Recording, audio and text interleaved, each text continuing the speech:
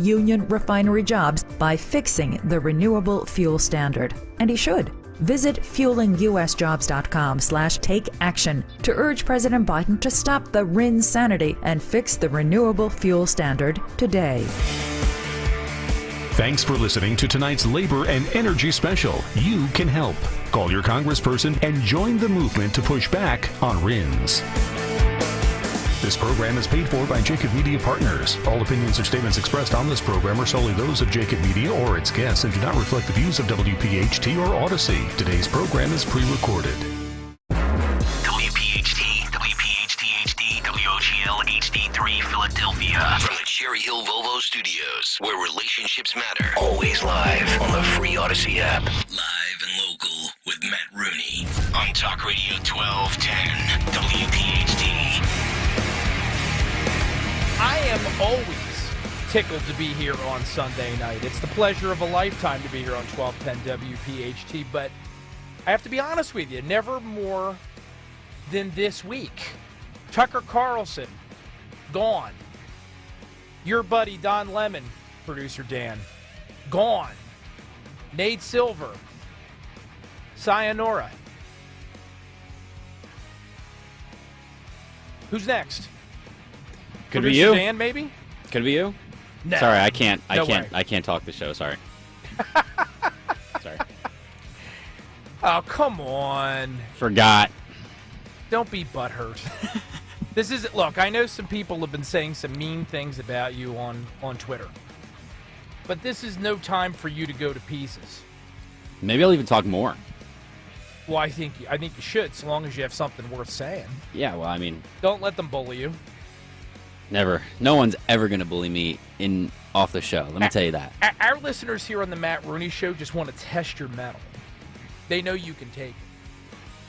How about they come and run the show? How about that? I'd like to see them try. We make it look so easy. If that's what you want to say. Some are probably tempted.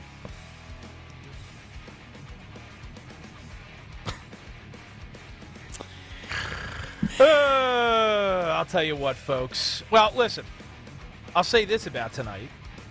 If you're watching on our YouTube page, youtube.com/@1210WPHD, you'll notice one thing that's a little different other than Dan being a little... You have facial hair. Well, this isn't real facial hair. It's not like mine. This is a 5 o'clock shadow. My wife left me alone with the kids today, the lovely Jacqueline.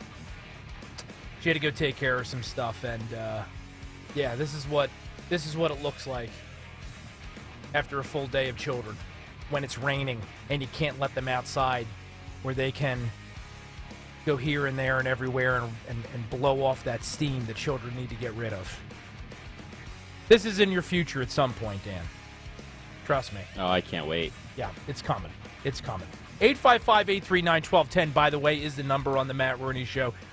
As I was about to say, I'm wearing a jacket tonight.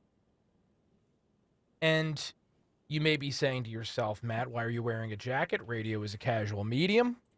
Usually you roll in here sometimes with a collared shirt, but often with just a T-shirt. And the man flops. Sometimes with man flops, with a thong, right? And I'm not thinking and talking about that other kind of thong. I was gonna say, that's not a good picture. Get your mind out of the gutter, kiddos. I'm talking about the thong flop. Because there are two different types of flip-flops. We're not going down this road, though. It's too early in the program for you to be making fun of my footwear. I am wearing a jacket because tonight is debate night. Didn't do the tie. I thought that was a little much for a Sunday evening. But since it's a debate night, I thought I'd get a little bit more dressed up than I usually do. So I didn't wear one of my good suits. I dug into the back of my closet and found something that looked a little warm since it's a unseasonably cold and rainy and damp day here in the Delaware Valley. I could have canoed here this evening across the Delaware River from the Dirty Jers. I did from Cuba. You really came here from Cuba? Yeah, on a yellow raft. In a yellow raft. I'd like to see that on the YouTube page. My raft? Can we get a live cam of you and your raft? Yeah, you want my raft? Come to America? Sure. I don't know if there was cameras in the middle of the ocean, but like, I didn't have that on my bingo card for tonight's program. Self-deprecating racist joke by producer Dan. Is that racist? No, I don't think so. Well, it can't be because I'm the resident Latinx. You are the resident Latinx so, like, I can't, representative of the Matt Rooney Show. Yes, I mean, like, I'm Hispanic, so it can't be. You're Latino. Exactly, Latino. Latino. Yep, there you go. Good job. You really got to Yep, there you go. yeah. So, there you go. So, yes, it's debate night here on the Matt Rooney Show, and let me give you a little bit of background here. If you're new to our show and you're not familiar with the drama or the drams, as Dan's generation would say. No one says the drams. The drams. That's nope. exact. You said it 3 times off air. Nope. Just tonight. Nope. And because there's no recording, you can't dispute me. Whatever. No one's going to believe you. Let's give people some background on the drama. So, here we are. It's almost primary season in New Jersey, right? It's upon us. First Tuesday in June, June 6th. We have got these quirky off-year elections in the Dirty Jers. And the idea is that in the Garden State, you can focus on state issues and not have to worry about the federal cycle when you're voting for your state legislators. So they're all on the ballot this year, including those in our own backyard in South Jersey. One of the most hotly contested Republican primaries this year is the 3rd Legislative District Senate contest between Ed Durr, the incumbent state senator. Most of you know him better as Ed the Trucker, who, with about $5 and a wish and a hope and a dream and a prayer, took down Senate President Steve Sweeney back in 2021. He's been serving as a senator ever since. He is facing off with his former running mate, incumbent Assemblywoman Beth Sawyer. That's what I mean when I say the drams, right? It's got everything, this story. Not only a contentious primary right in our backyard, but 2 former allies. Maybe not former friends. We'll ask Beth Sawyer a little bit more about that later this evening at 8:30 p.m., by the way, when this whole thing's getting underway. So I decided, along with Dan, hey, let's have a debate right here on air. I do debates all the time through my website, SaveJersey.com. Let's do one on the radio and broadcast it out on the YouTubes, across the interwebs. Why not? Thought it was a great idea. I sent an invite to Ed Durr's people. I sent an invite to Beth Sawyer's people. Very long story short, Beth Sawyer says, yes, I'll be there. Ed Durr says no. I have a rule whenever I do these debates, and again, I've been doing them for a while. This ain't my first rodeo. When you issue a debate invitation, you tell both candidates, listen, if you have an issue with the date or something like that, we can talk. But whether you ultimately decide to do it or not, the debate is going forward. Because for our elected officials in particular, and both of these candidates are elected officials, there has to be some accountability, right? They have a responsibility, call me old-fashioned, to come in here when they are up for election. And so long as the debate moderator is fair, and you know you get fairness, if nothing else, here at the Matt Rooney Show on 1210 WPHD, then those in power should... You don't. What do you mean you don't? You don't. You're always not treating me fairly. And I'm going to report you. Well, we're not talking about workplace issues. Right, but I just feel like you should treat your producer fair, you know? You think I should treat you better? Yeah. See, this is exactly the kind of snowflake behavior. My feelings are kind of hurt, yeah. Your feelings are hurt? Yeah. I figured I'd finally stand up and stand up for myself now that I'm a grown man. Is this because you're officially completed your college classes? Yes, I'm now. So you consider yourself a man now? Yes. So I'm going to stand up for myself. That's adorable. That's adorable. I'm going to protest. You're going to protest? Anyway, that's my comment. Continue your rant. All right. Well, I'll join you on the picket as soon as we're done with our first hour, okay? Okay. God.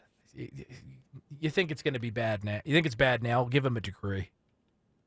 It's all going to be downhill. I'll get one in 2 weeks. He's like all these other Gen Zers. He knows everything because he's got an overpriced piece of paper. I just know stuff about broadcasting and communications. That's about it.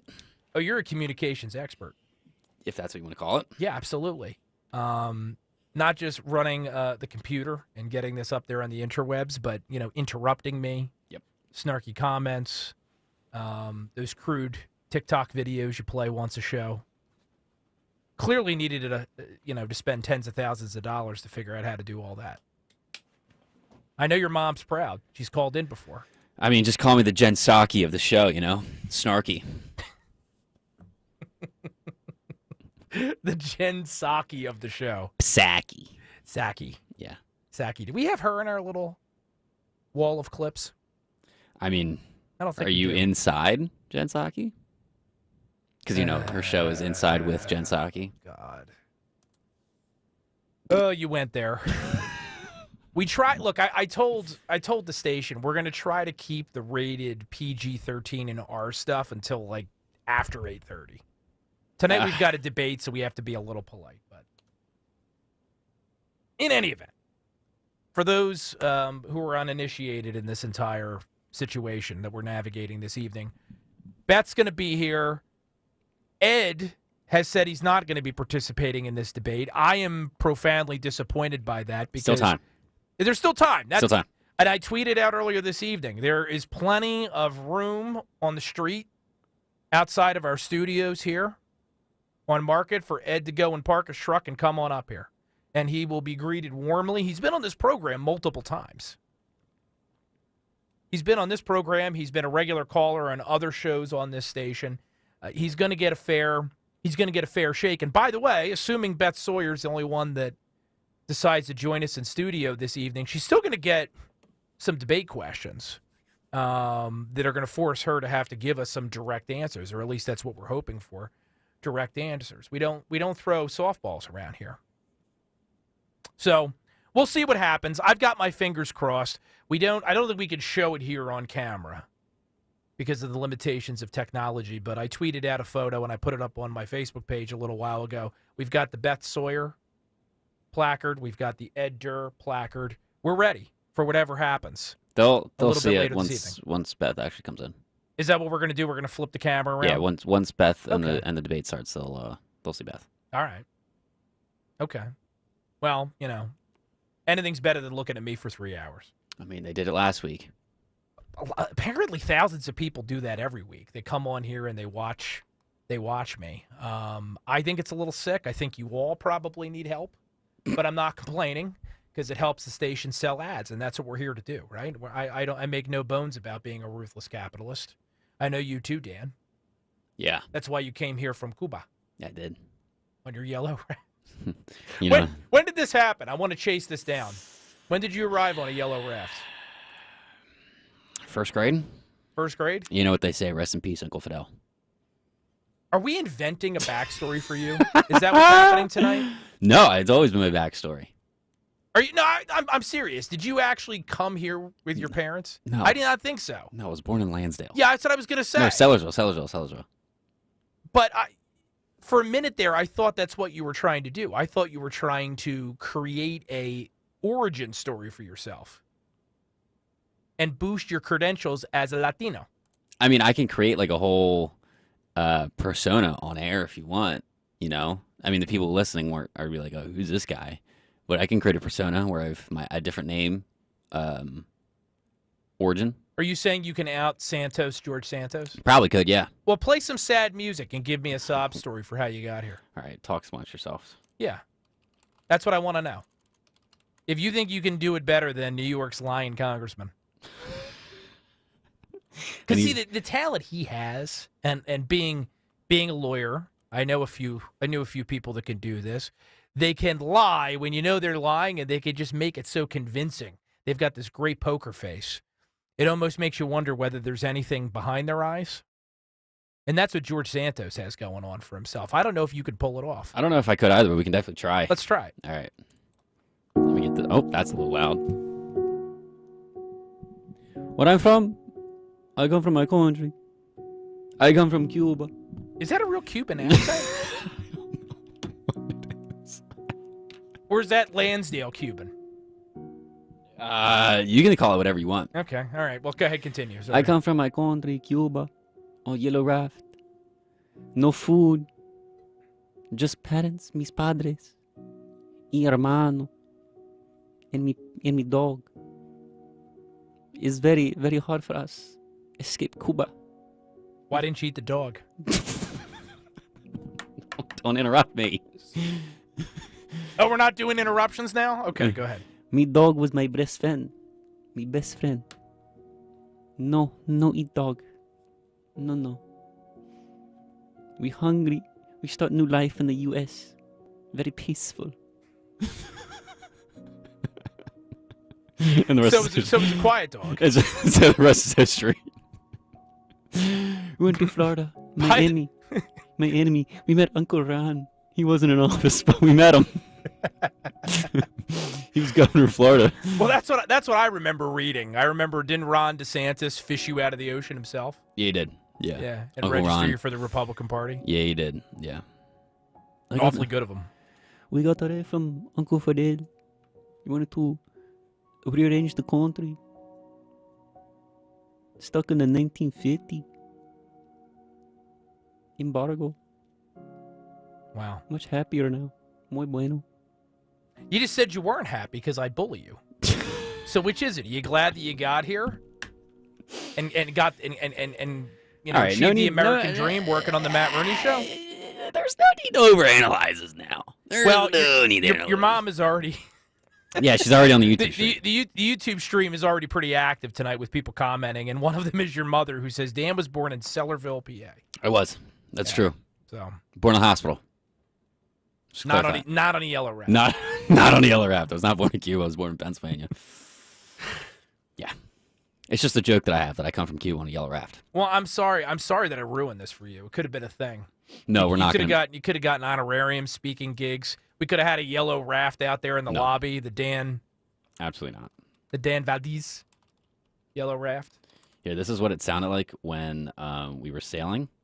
Just like this. Exclusive audio.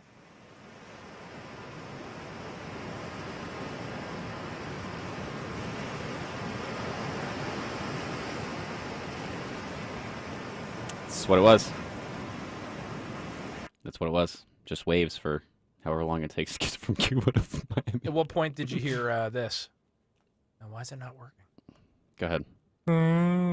At what point did you hear me speak? It was about 2 hours in. About 2 hours in. I'd imagine when you got in sight of land, you heard, and that's when you knew you made it. Yeah, but then I also heard all the Guidos in Miami. And I was like, my people. Have you ever lived in Florida? No, but I know Miami's little Cuba. It's just one lie after another with you. Yeah. I'm going to find out that you're not even actually Latino. You're probably Italian.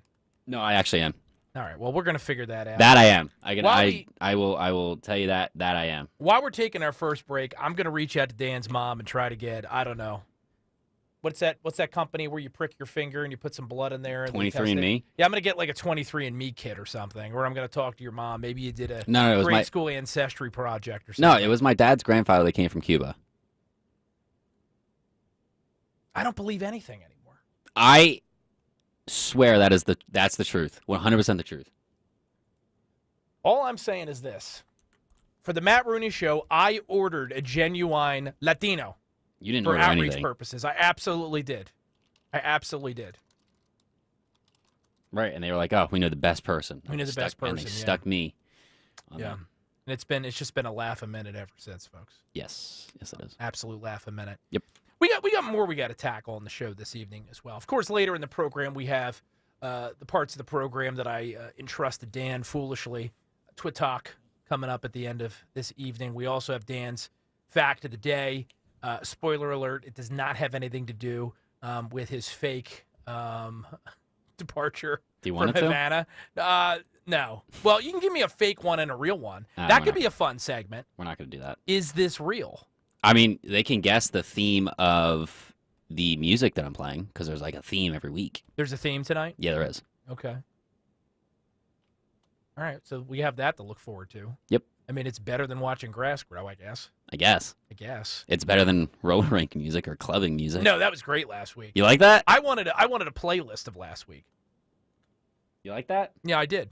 I can give you a playlist. Yeah. Well, I mean, I'm an 80s, 90s kid, so I love the nostalgia of the skating rink music. I'll give you a playlist. We're also going to try to run down some other topics that need the Matt Rooney perspective, need the Rooney treatment. We're going to talk about Tucker. We have to talk about Tucker. We're going to talk about Michelle Obama getting on stage at a Bruce Springsteen concert. Peter Thiel, a GOP mega donor, tired of the wokeness wars, no longer contributing. What's that all about? There's some Disney updates and a whole heck of a lot more before the evening is done at 10 p.m. Eastern Standard. We're on here every Sunday, 7 to 10 p.m. on 1210 WPHT. Again, 855-839-1210 is the number. Quick break to caffeinate and then back to kick the Matt Rooney Show off at high speed in just a second. My student organization was suspended from campus for criticizing the Chinese government. We knew our free speech rights were being violated. That's why we teamed up with the Foundation for Individual Rights and Expression. FIRE launched a full-scale campaign.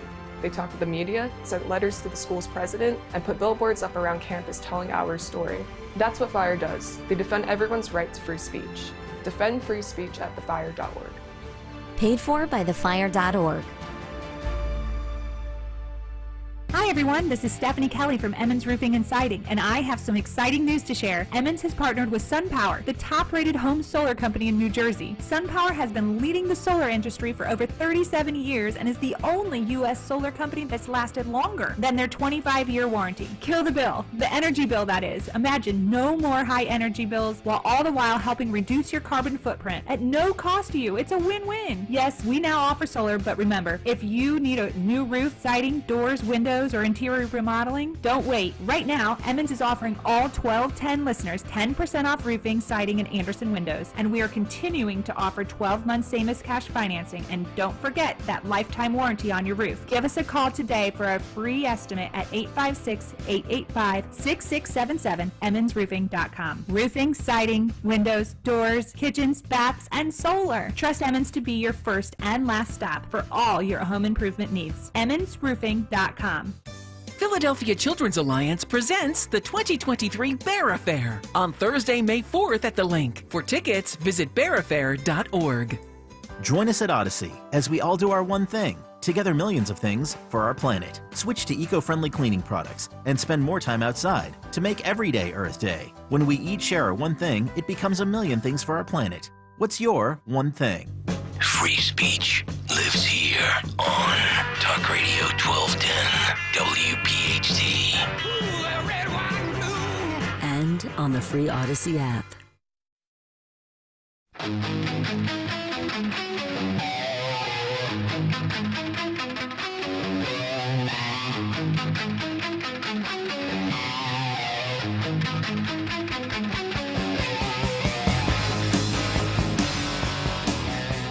Is the theme wrestling intro music? No, I messed it up already. This is the wrong song.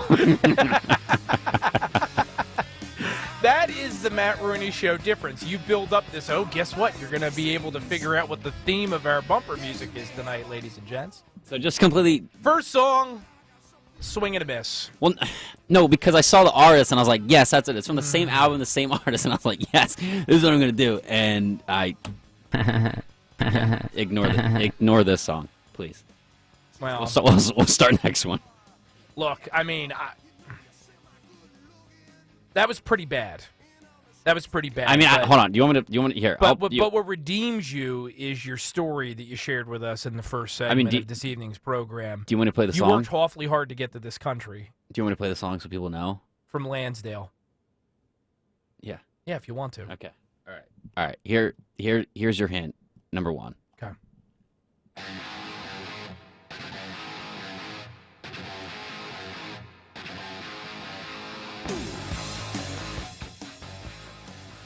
There you go. That was the song. I was gonna play this song, but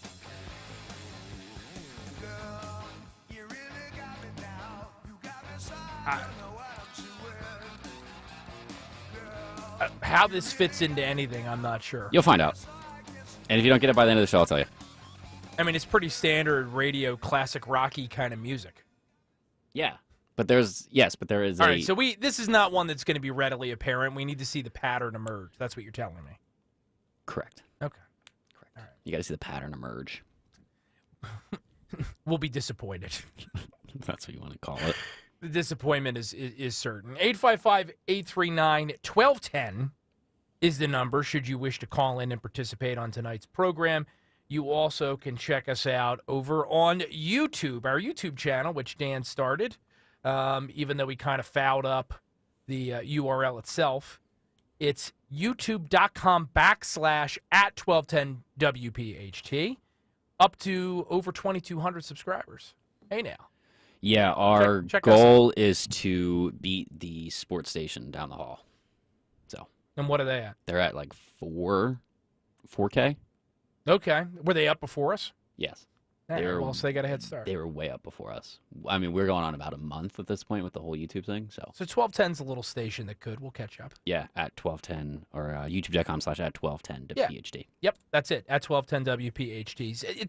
Is every show doing the entire show, or is it just us? No, there's only 2 shows on the station currently that are doing the full show. The morning show from 6 to 10. They're doing the full 4 hours. Okay, so Nick does the entire thing. Correct. You know why? Because I do it. You've got special knowledge. Yeah, and inside track. And this one does the full 3 hours. Dawn occasionally does a couple segments. This Friday she did with her and Larry, and then Dom and Dan do Dining with Dom, which is from 12 to 1. And then Rich just does various I think he does his drive at 5. Okay. So every show has something going up. Every show is doing something. Yes. Everyone's just doing a little bit differently. Yes. But what you're saying is Nick Cale and myself are the only ones crazy enough to run this thing for in Nick's case, it's 4 hours. Well, they're not running it. It's me. Okay. But yes, yes. Okay. I forgot I was talking to a member of Gen Z. I have to validate him. Yes, I know that you're the one actually doing it. You're doing an amazing job. Yeah. I'm validating your feelings. Yes, you two are the only two that do the full show. Yes. Yes, that's what I meant. Yes. AKA me. Oh my God, this nation is so screwed. It's so screwed. I actually saw, and unfortunately it's not audio, so it's useless on the radio. But I saw a very funny reel earlier today, and it was the 3 different generations how they approach a flat tire, and the baby boomer obviously fixed their own tire. The millennial called AAA and a therapist. Oh. And the Gen Zer abandoned their car and got an Uber to meet their friend at the bar. That sums it up. No, I would not do that. Which part? Calling an Uber. You wouldn't call an Uber? No, I would fix my tire. Well, not fix it, but I would change it. You got here from Cuba on a raft, so you're a little bit more industrious and hardy than your average Gen Zer. We've already established that with your fake origin story.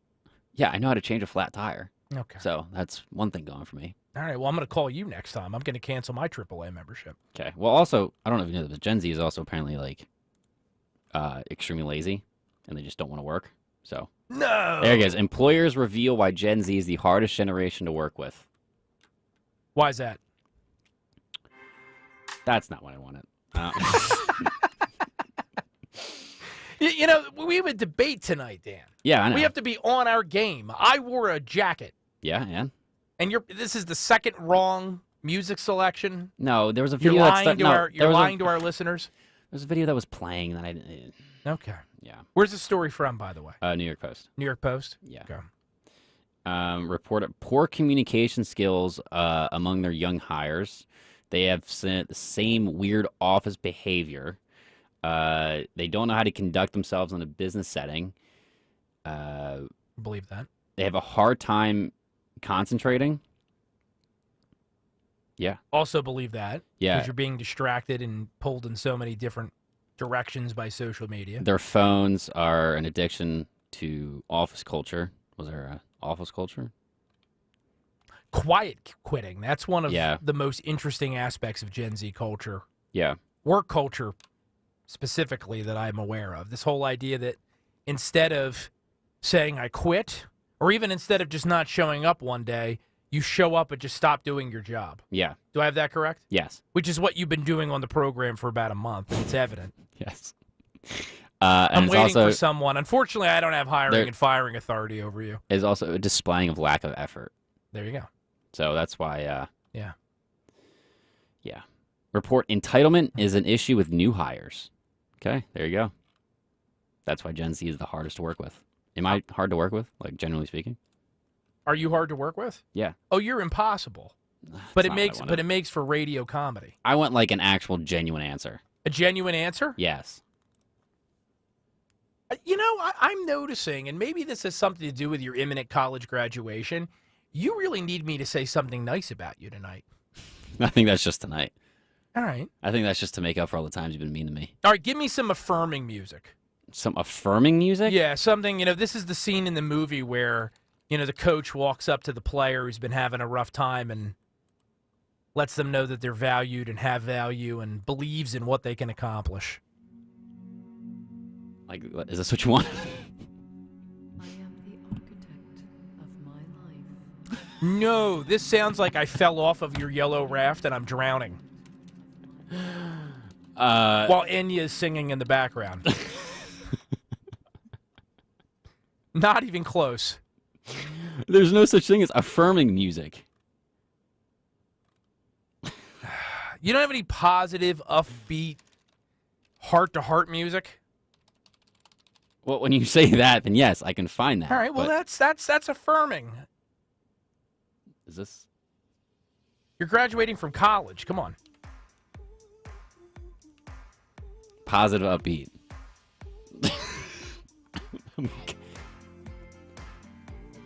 Yeah, this is positive and upbeat. I'm selling furniture. This guy's never happy. This guy is never happy. Here, positive, uplifting background music for spring. How about this? Classic. No, this is okay. This is hold on, keep it going. This is me selling some kind of drug. Like, hi, you should try Zyolta. Do you want fentanyl?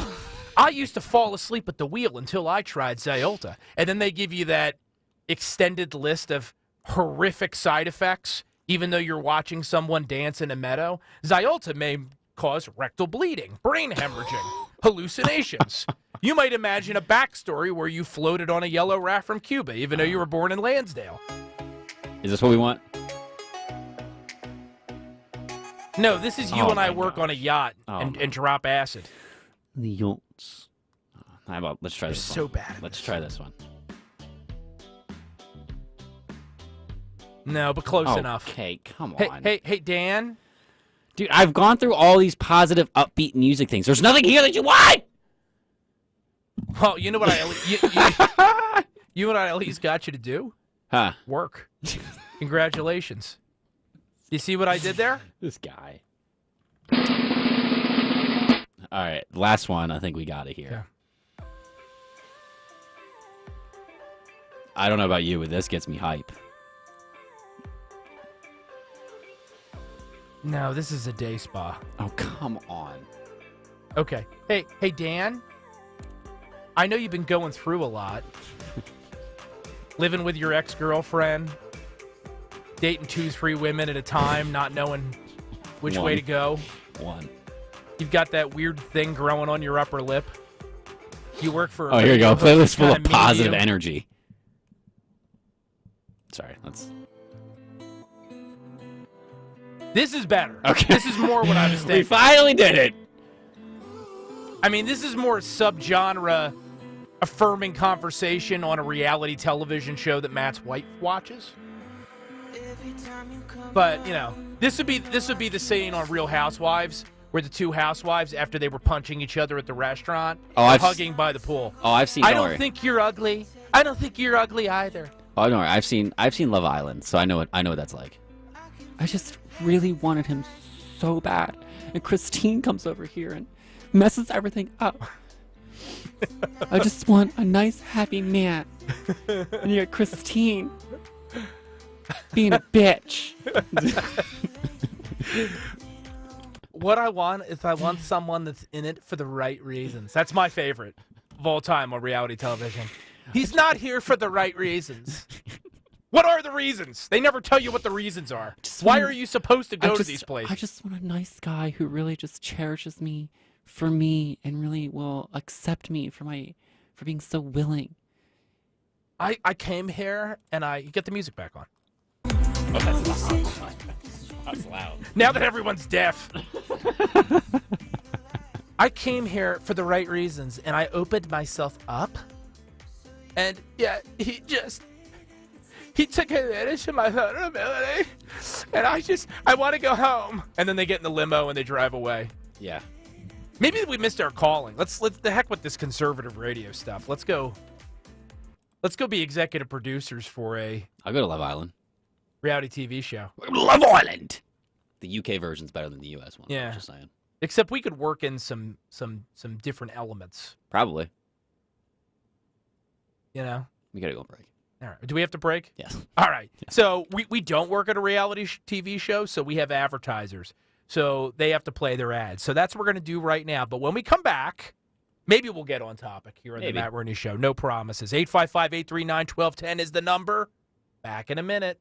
Hey, Joe DeCamera here. Mother's Day is almost here, and whether you're shopping for your mom, your wife, your daughter, whomever it might be, Family and Company Jewelers is the place to go. No one comes close to their selection, their prices, and most importantly, their service. So go see their experts and find the perfect gift for that special woman in your life. Get to their showroom on Route 70 in Marlton, New Jersey, or you can always shop online at FamilyJewelers.com. Family and Company Jewelers is South Jersey's diamond destination and Mother's Day destination. Hey, it's Rich Zioli. Let me tell you about my buddy, Dr. Mike Veneri, a great guy. Whether you're looking for pediatric, general, cosmetic, or implant dentistry, look no further. Dr. Veneri and his award-winning team, they have your whole family covered, just like mine. Dr. Veneri's office exceeds CDC guidelines and has always maintained the strictest infection control with centralized UV sterilization of airflow to ensure your safety. Locations right over the bridge in Cinnaminson and Woodbury, 856-786-2020 or veneriadental.com.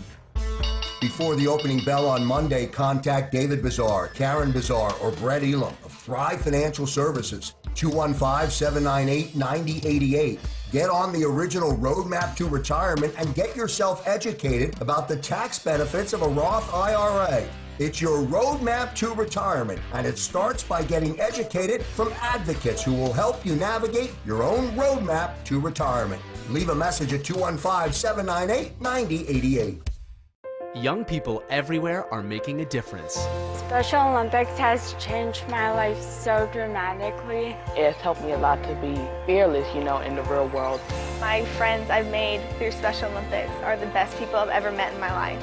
I truly realize that what I'm doing is for a great cause. And it's not about disabilities, but it's about celebrating their abilities. I've made a difference.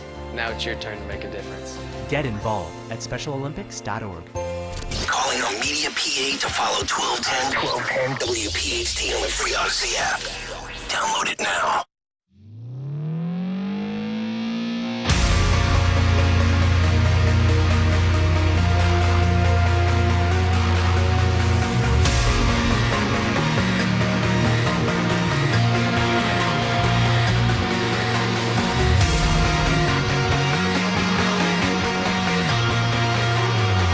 Can't figure out the theme.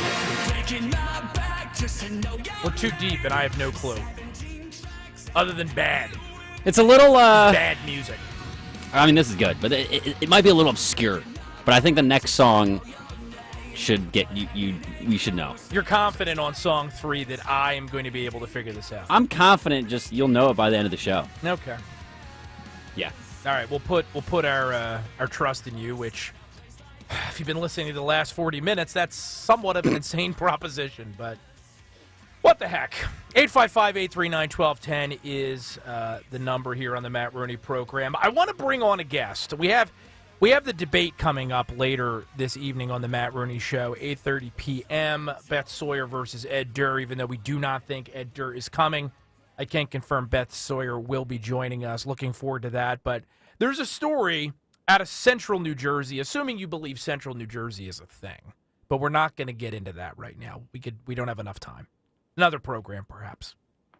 But there's a story that's been percolating in Central Jersey, which just continues, and it's riling up the Hunterdon Central School District up in Central Jersey. It's a story that I've been following. It's one that involves an account that the tweets are transphobic. That's how they've been described in the media. And the Hunterdon County School Board suspects one of its own members is authoring these tweets, and that member has now filed an ethics complaint.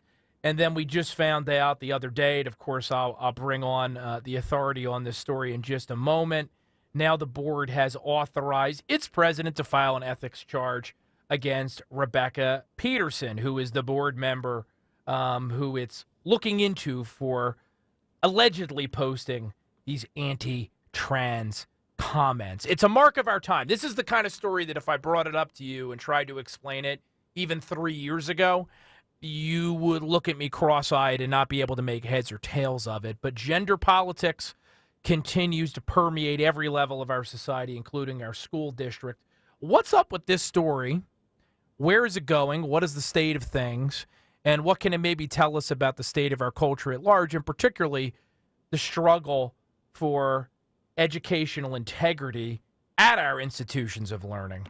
Let's bring on our guest. He is one of New Jersey's leading attorneys, particularly for those that are facing oppression or aggression from government organizations and actors. He's someone who you can regularly follow in the news because he doesn't shy away from tough fights, and we're happy to have him here this evening on the Matt Rooney Show. Attorney Ron Baruti of Murray, Nolan, and Baruti, LLC. Ron, welcome to the Matt Rooney Show. Glad we could finally have you on and make this happen. Thanks, Matt. I appreciate it. And that's Murray Nolan Baruti. That's my partner, Gwyneth Murray Nolan, who's a heck of a fighter herself. Yeah, you guys, and I love, by the way, Dan, you got to check out the website if you haven't already. They look like they're about ready to knock your block off. Are you guys both, both lawyers? Photo. You guys are both lawyers? He just ignore him. Just ignore him. I have to have him here, Ron, because he knows how to operate the board, but he's one of these Gen Z snowflakes. We'll get into that later. Yeah, you know the type. Fill us in on this Hunterdon County school board situation, because it continues to pop up in my news alerts on a weekly basis. It just isn't going away, and you and your client are right at the middle of it. Yeah, I actually have two clients, and just for a clarification, it's the Hunterdon Central Regional High School District. So it's a high school. Yeah, that's correct. I think I said Hunterdon County. So no, this isn't a county-wide school district. There's a school district in Hunterdon County. Right. It's a regional high school is what it is. And it has its own board of education. So what would you like to know? Because there's so much to tell. Yeah, there's so much. Well, why don't you tell us how this started? Because, our listeners hear transphobic tweets and their imagination is ignited at that point, because we know that almost any kind of satire, any kind of commentary which goes against the current cultural grain is considered a thought crime in 2023. But how did this story even get started to begin with? So an anonymous person on Twitter who went by the handle Mama Llama, a person still as of yet unidentified, and it could be more than one person, we don't know. Mm-hmm. Mama Llama put out some tweets criticizing primarily a Women's History Month display at the Hunterdon Central Regional High School, which included two men in drag. And these are the brave women of Women's History Month. So there was a photograph taken, and in fact, we know that there were multiple photographs taken of this display, which is in full public view. It's in a public school, and it's perfectly okay to photograph, and it's perfectly okay to criticize. And it ended up in Mama Llama's account, and Mama Llama, said some things that were not so particularly positive about this thing. Now, it turns out that the superintendent is a man, Jeffrey Moore, and a couple of the board members are, I would call them far left, perhaps. I don't really know them, but I would assume so. And at a school board meeting, some quote-unquote activists decided to finger my client, Rebecca Peterson, as being Mama Llama.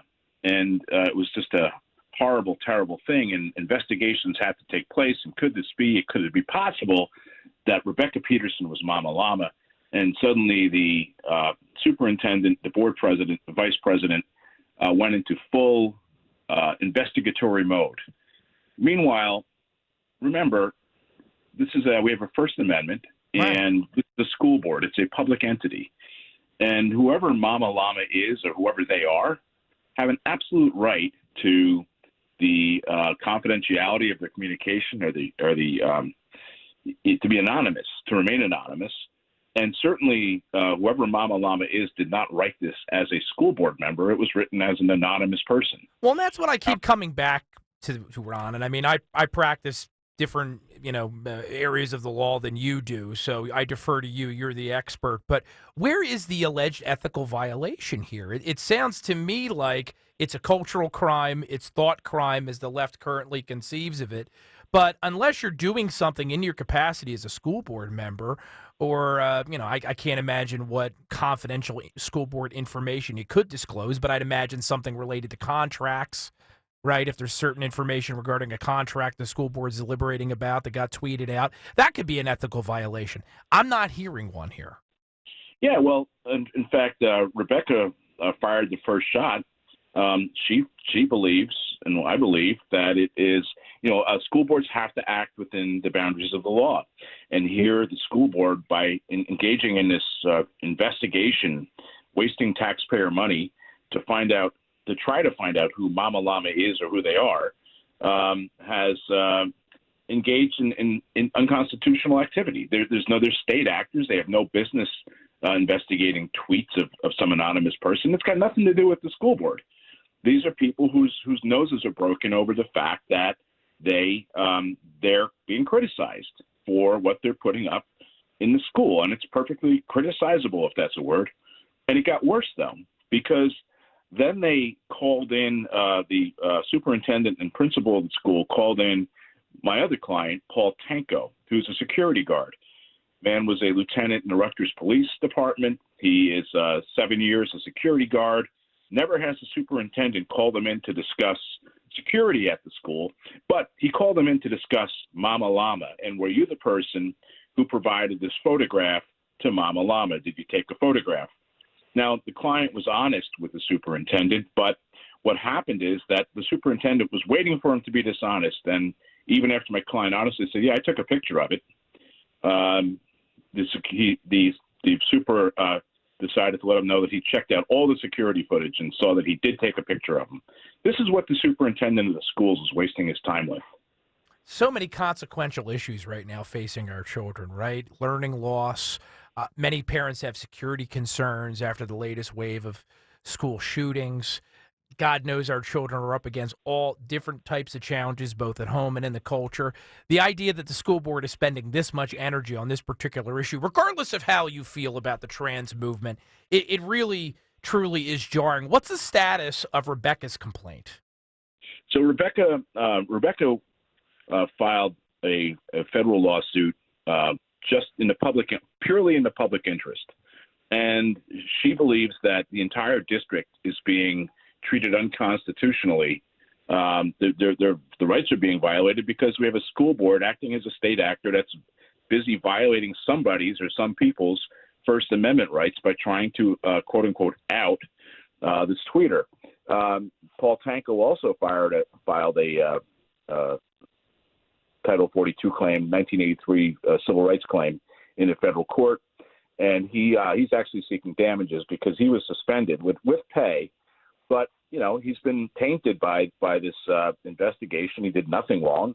Even if he took a picture and even if he shared it with Mama Llama, which there's no evidence of that, by the way, we don't know if he knows who Mama Llama is, doesn't matter. He has a perfectly valid First Amendment right to do that. The bigger question, Matt, is what bothers me is more and more when I see these kinds of cases coming down that the left is aggressively pushing their agenda, their ideology. And the question is, where does it end? Where does this go? Where's the natural progression of this? And it's pretty frightening to think about how they will stop at nothing to violate people's constitutional rights. They claim that this is not a free speech issue. This is one of the board members said, I just want to close by saying this is not a First Amendment issue. This is a safety issue. This is a right to exist issue. This is not about the right to free speech. What is she talking about? Wow. It's a right to exist? And What once is that? again, they're circumventing democracy, right? Because for something that you and I agree has nothing to do with ethics, regardless of how you feel about the issues, the recourse is the voters in that particular school district will eventually pass judgment on your client, on these other individuals. That's how it's supposed to work. You don't get to kick somebody off of a governing body at whatever level simply because they commit what you believe to be a thought crime. But once again, our friends on the left have outed themselves, this time up in Hunterdon County. Ron, tell us where we can find you online so we can not only follow your good work, but also continue to follow along with this story as it progresses.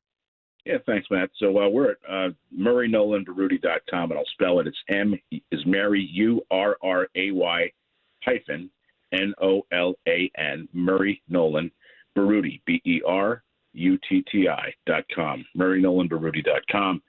And that's our website. And, we're taking on all of these woke agenda items, be they publicly or be they in the private sector. We're suing BlackRock. We're suing Governor Murphy. We just filed a suit against Governor Hochul in New York. We do New York work as well. We're taking these people on because someone has to, and there are very few people willing to do it. And these are the issues that of our day that matter the most. And if we don't do it, these people are going to win, and it's going to be a pretty tyrannical situation that we face, and we can't let that happen without at least putting up the best fight we can.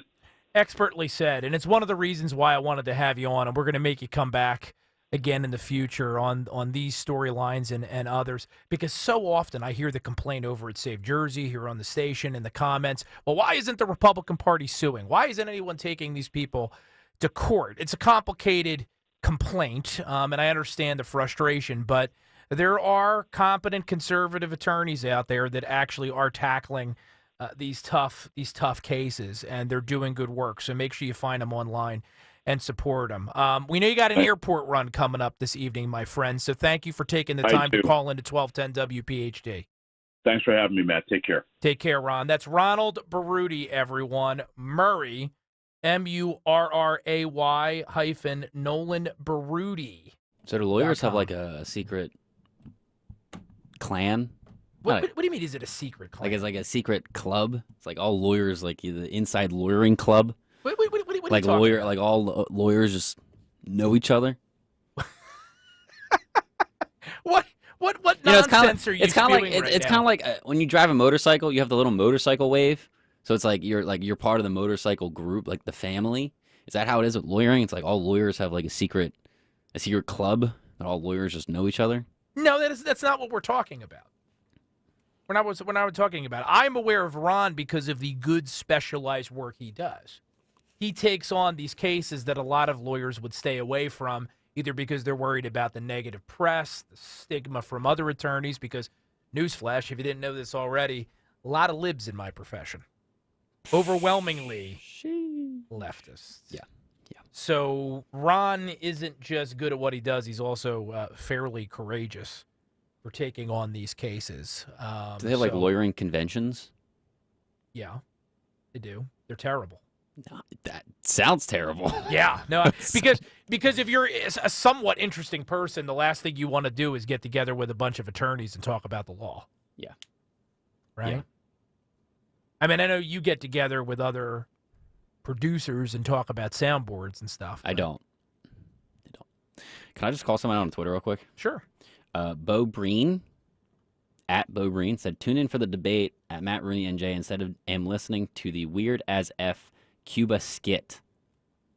Did you see what I tweeted? Yeah, it's why I make the big bucks, but clearly he didn't read that the debate was for 8:30, and he is about half hour early, maybe an hour early. So that's on him, not me. Okay. But if you tune in at 7 p.m., you'll get the full 3 hours of the Matt Rooney Show. Yes. Yeah. You get that. This is the beautiful thing about this time and this space in which we all live. You can kind of take which part you want. It's ours. Yeah. Yeah. The only part, absolutely. The part that matters today, obviously, 8:30. We're gonna have the debate. The debate without Ed Durr. Apparently, you didn't. So let's back up for a second. So we've got the debate coming up here in just about a half an hour. I think you just coordinated getting Beth into the building, right? Yes. So Beth's Assemblywoman Sawyer's here. You did not see Ed. Yeah, no, I didn't see him. I didn't see any big trucks either out there. So, I mean, hey, he's still got time. I'm kind of hoping at the last minute, WWE style, he's going to kind of like, bars to the door, come running in, with the trucker hat on. And, and join us because we should say this again. I like Ed. This is nothing personal. I know most of you out there in the audience appreciate where I'm coming from. I'm just trying to do my job. I want our elected officials and our candidates to come on and show you respect and make their arguments for why they need your vote, because they do need your vote. This radio station's audience, one of the largest pools of active primary voters in the Delaware Valley, if not the largest pool. So they need you. But it's never been personal. Am I very disappointed in him for not doing this? Absolutely. But this isn't a trash Ed Durr thing. But we're also going to have fun with him not coming, because you do deserve to have a little fun made at your expense when you make the wrong choice. I don't think that's out of bounds, Dan. No, I think it's fair. Yeah.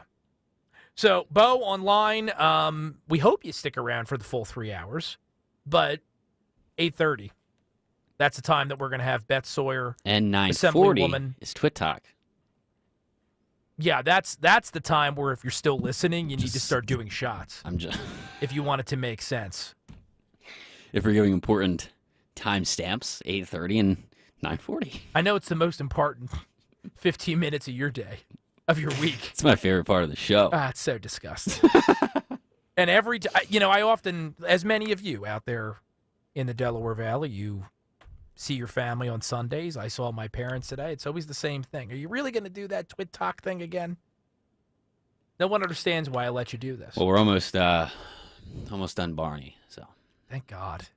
It'll make it a lot easier to swallow once Barney's over. Does it make it any better to tease it? I got like 3 Theo Von clips. No. See, look, we just got done talking to Ron Baruti about this latest trans craziness in our schools in our area. Okay? Yeah. Shouldn't we be trying to elevate our culture, Dan? Sure. Instead, you don't tell me that I bring Barney into it, these weird Barney clips, and you drag us down into the gutter. Sure. Whatever. That's what you want to call it. Well, it is what it is. 855-839-1210. Call in if you agree with me. I know you do. Help me elevate the discussion. That's what we try to do here on the Matt Rooney Show on 1210 WPHT. Every Sunday evening. But 1 hour is now done. It flew. 2 hours left to go, including an in-studio debate coming up shortly.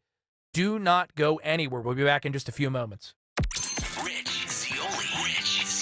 Philly's own John Yoo, the Emmanuel S. Heller Professor of Law. Correct me if I'm wrong here, but no one has ever used the legal reasoning that Alvin Bragg is using here to justify this as a felony, which makes it novel. I mean, that's correct, right? Yeah. You could say, instead of novel, you could just say made up. You could say, right? You could say that the Earth revolves around the moon is a novel physics theory, too. Rich Zioli, weekday afternoons, 3 to 7. Talk Radio 1210, WPHT.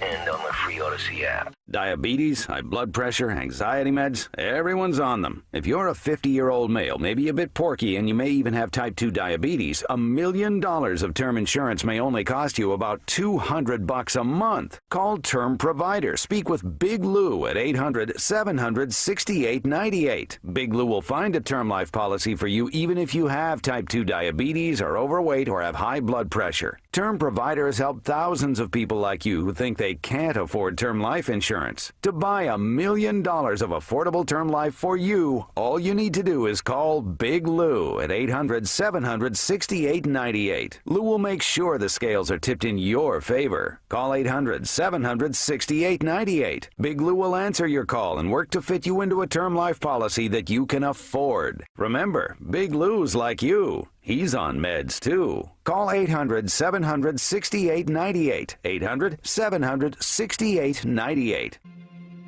We all come together and stand together to serve our veterans. We invest in the latest technology. We take the time to train the next generation of doctors and nurses. We work together to make sure we heal their bodies and their minds. This is our mission. More than 300,000 of us working as one, together with families and loved ones. No matter where they live in this country, we'll be there. We stand strong, united. Stand with us in caring for our veterans. For a complete list of Talk Radio 1210 WPHT's contest rules, go to 1210WPHT.com/rules. Hey, it's Rich Zioli. I love a great burger. A juicy burger from Omaha Steaks. There's nothing better, and Omaha Steaks is rewriting the book on burgers with an all-new handmade texture for the juiciest homestyle burgers you've ever tasted. Their pure ground burgers are made from single cuts of real-aged Omaha steaks. They are truly steaks on a bun. Filet mignon, ribeye, New York strip, sirloin, and even brisket burgers. And now is the time to experience the exclusive Burger Perfection Flight. Go to omahasteaks.com. Use promo code Zioli at checkout to get an extra $20 off orders of $129 or more plus free shipping. Order today so you can try each pure ground burger and sample all the steak on a bun greatness. These burgers are crafted for a juicier, more tender experience. Your mouth will water with every single juicy Burger Perfection bite. Don't wait. Go to omahasteaks.com. Use promo code Zioli at checkout. Get an extra $20 off orders of $129 or more. Discover your new burger obsession. Minimum order may be required. Streams are where our kids play. And dogs splash. Many provide the water we drink. But are those streams clean and safe? For most local streams, no one knows. That's a problem. One the Isaac Walton League of America can help you solve with the Clean Water Challenge. To learn more and get involved, visit iwla.org. That's iwla.org. Hey, shh. Listen. Do you hear that? It's your heart. Chances are you take that precious sound for granted. And if you're like a lot of Americans, 1/3 to be exact, you're not doing anything to prevent heart disease. So what if a cardiologist told you exactly how best to love your heart? Would you listen then? Go to clevelandclinic.org/loveyourheart and learn what really matters and what doesn't when it comes to that lovable heart of yours. The NLS Braille and Audio Reading Download Service gives patrons with visual impairments or physical limitations the freedom to read their way. Barge is this beautiful web-based program for searching for books and for the ability to download them. It's a great way to have a book with you without carrying a book. For information about the National Library Service for the Blind and Physically Handicapped Library of Congress, visit loc.gov/thatallmayread. WPHT, WPHT-HD, WOGL HD3 Philadelphia. From the Cherry Hill Volvo Studios, where relationships matter. Always live on the free Odyssey app. Live and local with Matt Rooney. On Talk Radio 1210, WPHT.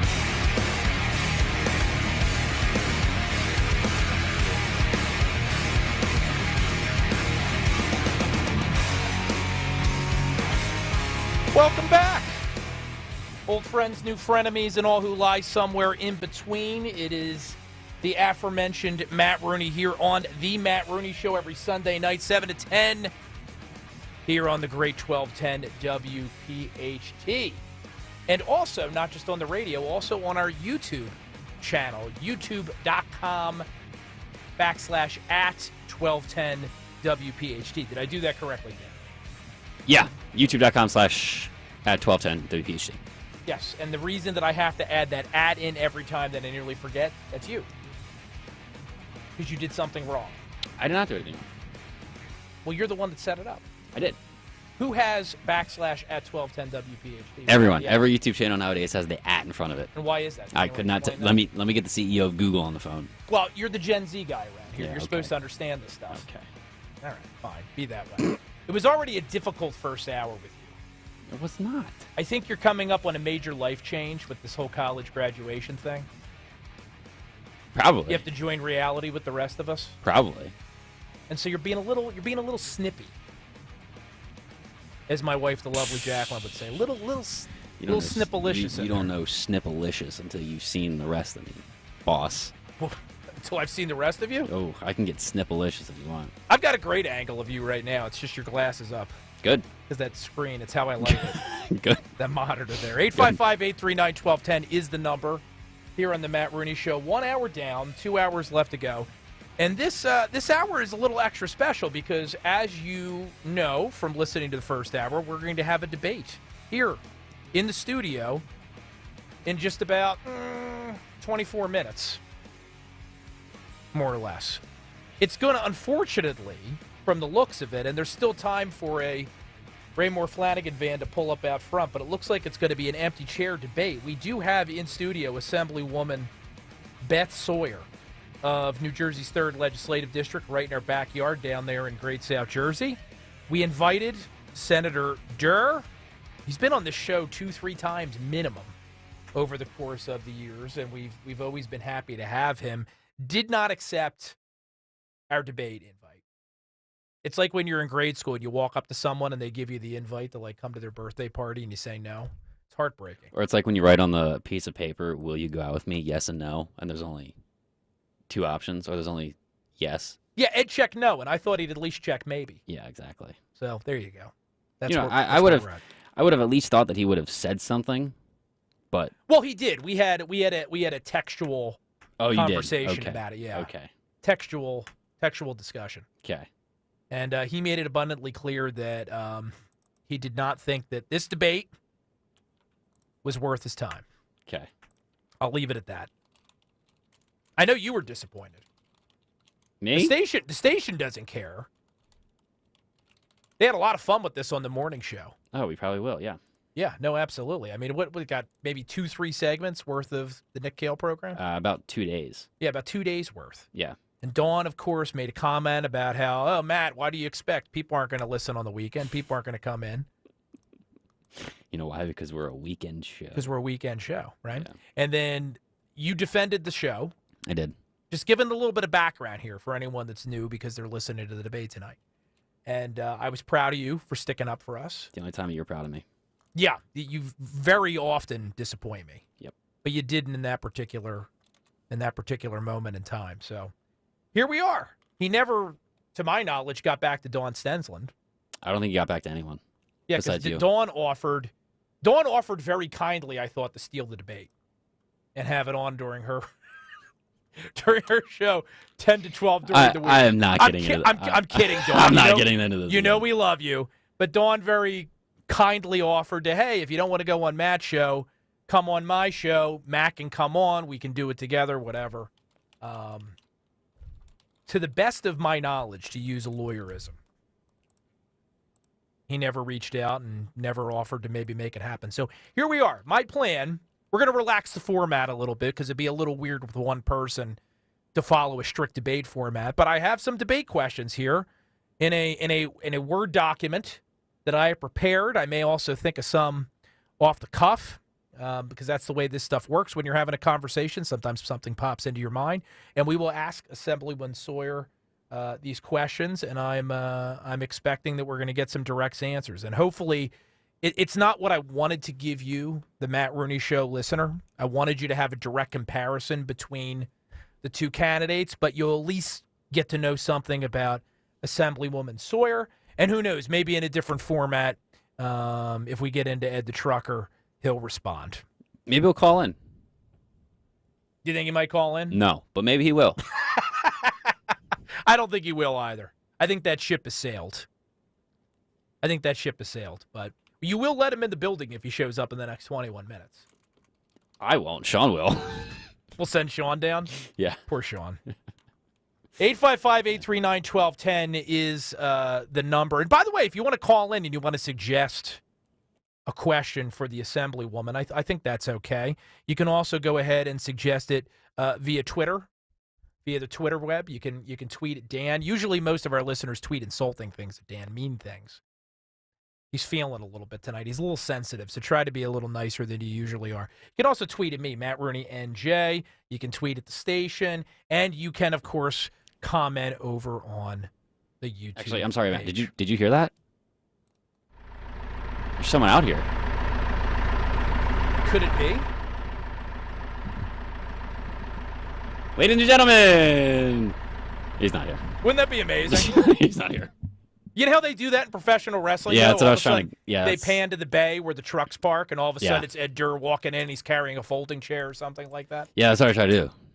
But I didn't know anything about him, so I couldn't. That would make my day if you surprised me by rigging a camera downstairs and he walked in. Eat your heart out, Vince McMahon. A WWE style. Next thing you know, he just comes in and kicks down the door. Be great. I mean, we don't actually want violence here. I mean, I'm sure Assemblyman Sawyer can carry your own. You don't get to be an assemblywoman in New Jersey without being able to defend yourself, but we don't want that. We want wars of words. We want wars of words around here that actually advance a discussion. That's what we endeavor to do here every Sunday night. One voice that is currently missing from our larger national discussion, Tucker Carlson, this week. I mentioned it in the first hour. You're obviously aware. No longer with Fox News. The Murdochs decided enough was enough, I guess, with Tucker. We don't know exactly what Tucker's infraction was, if there actually was one. The speculation continues to spin around this idea that maybe the massive Fox News settlement with Dominion led the Murdochs, the son and the dad, to say, you know what, this guy's just too much of a liability. But there's so many other figures at the station Is it just who more arguably figured in much more prominently to these Dominion storylines that were percolating at Fox for so long. Go ahead, Dan. I cut you off. I just don't. Is it just me? But quite frankly, I don't care. I'm not saying that. I'm not saying this is. It's about me. You don't care about Tucker getting axed? I don't. I don't watch. I haven't watched Fox News, nor do I care about them. It's just part of the business. Well, I'm going to tell you, and I do this at least 6 times a program every week, why you're wrong, not to care. But let's play just a clip from Tucker's farewell video, which didn't come on air because they announced that he had already had his last show after he was off. But he released this, I want to say, maybe on Wednesday. 24, 48 hours after the news came down that he was gone? Yeah. Let's listen to this. When was the last time you heard a legitimate debate about any of those issues? It's been a long time. Debates like that are not permitted in American media. Both political parties and their donors have reached consensus on what benefits them, and they actively collude to shut down any conversation about it. Suddenly, the United States looks very much like a one-party state. So that is why, Dan, you should care about Tucker no longer being at Fox News. This is about more than just one cable news host losing his high-paying job. Tucker very much was that single figure in American political discourse right now. It used to be Rush Limbaugh, right? Rest in peace, Rush. Lately, it's been Tucker, who is willing to rock the boat. And I'm not talking about the boat you came on. You came over here on that we talked about in the first hour. That's not the boat I'm talking about. I'm talking about our national boat. He's willing to rock the boat, touch the third rail, question the thing that you're not supposed to question at the cocktail party or just in polite company generally. And Tucker was very much representative of where the Republican Party base is moving, which is towards populist conservatism. So without Tucker, you no longer have an outlet for millions of Republican voters, millions of conservatives, libertarians, just Americans who maybe don't affiliate with the GOP, but ultimately want some validation, the same validation you're always looking for, my friend. He's just a host. Yeah, I mean, you're still gonna have people fill in for that show. It's not like that show's gone. It's literally just a host. And have I made you cynical? No. I'm just I do not care that he's gone.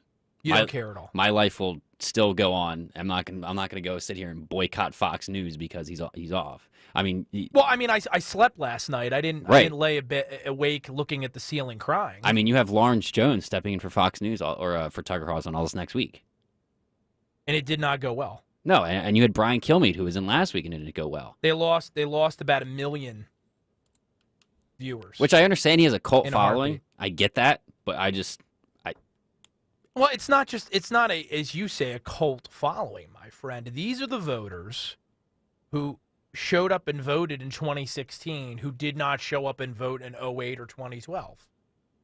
And the Republican Party needs them. And Tucker speaks to their concerns. So without him, I think Fox News is going to have a heck of a lot of time coming up with an alternative, a replacement, a successor that can do half as well. Well, I think that's what the Murdochs think. They'll be fine. I think they're looking at it, and I understand their perspective if this is it. Well, Bill O'Reilly. Right, Bill O'Reilly left. They were fine. Was the big cheese for a long time. Megyn Kelly left, and they were fine. That's what they believe. But I think part of the problem that they may be missing, and I could be wrong about this. I've been wrong before. Doesn't happen often. I'm the one that's Sometimes these things are cumulative, right? And Fox News' brand with its base has been taking it on the chin for a little while now. Whether it be, for example, the controversy around whether or not they called Arizona early, their treatment of some of their other hosts in recent times. I think you're underestimating the impact. That's all I'm saying. I don't think it's going to be as easy to come up with the next Tucker as they may think. By the way, I'm more than happy to do it. Cool. You don't want to come?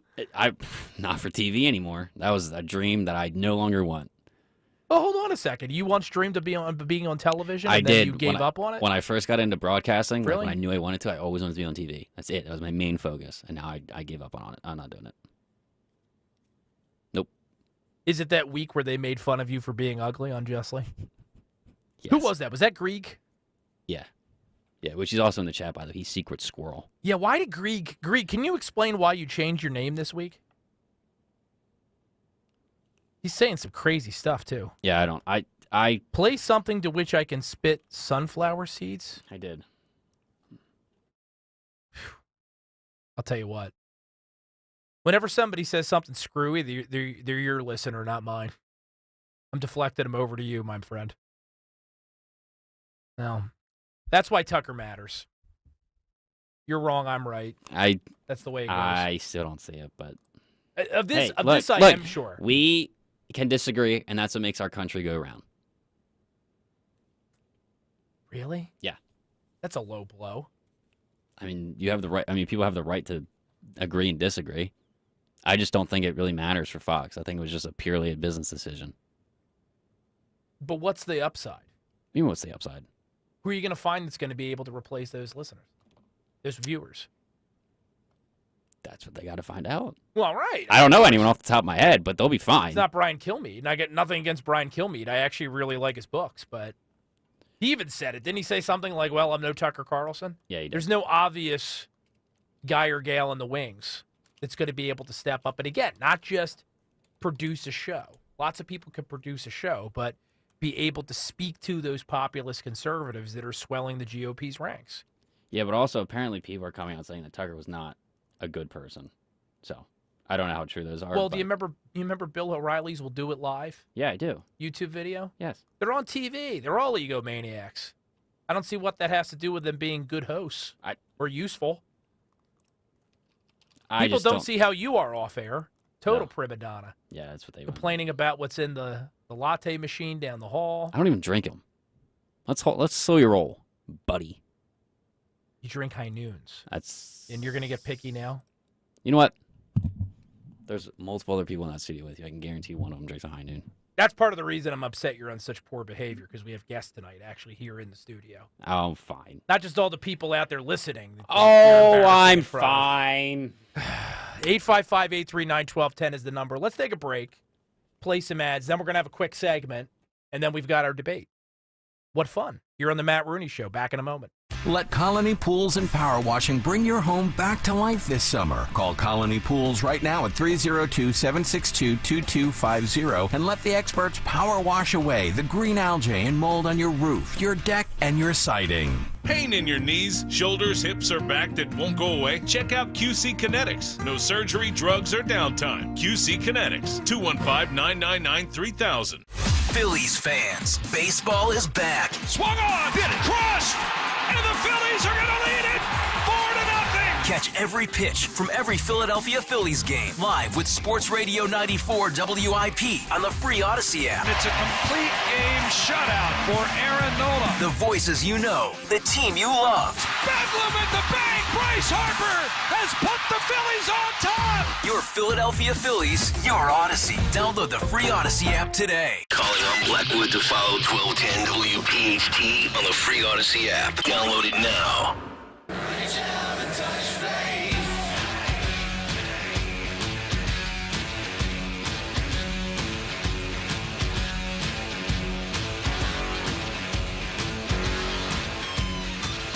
I still have no idea what the theme is. I'm no closer.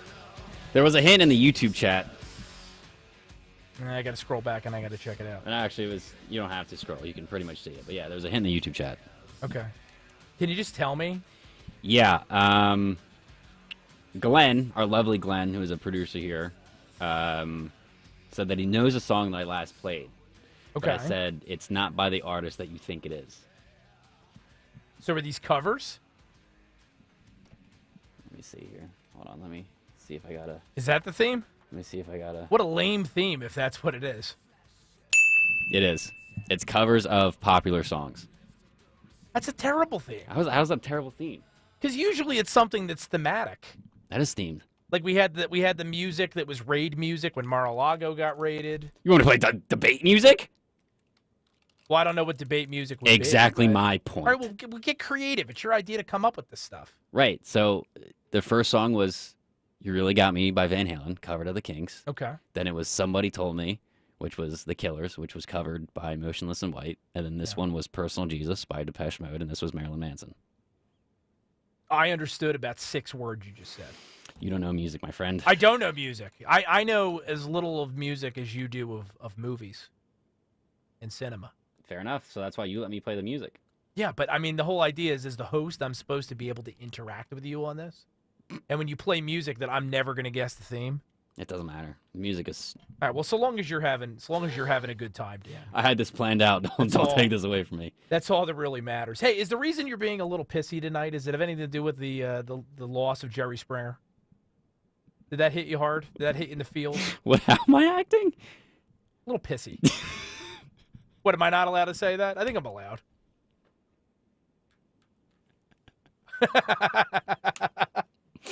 No, actually, yeah. How am I going to watch daytime television now? Yeah, I know, right? Now that I'm not in school. If you stood outside the other day and you listened very closely, you could hear a heavenly chorus saying, Jerry, Jerry, Jerry.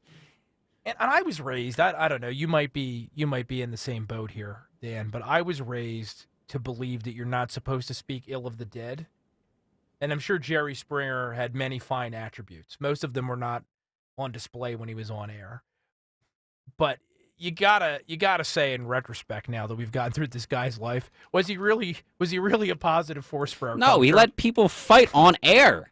It wasn't so much that was the point of what he was. It wasn't so much the fighting even, right? It was what they were fighting about. It was about his being the mayor of Cincinnati. That's what it was about.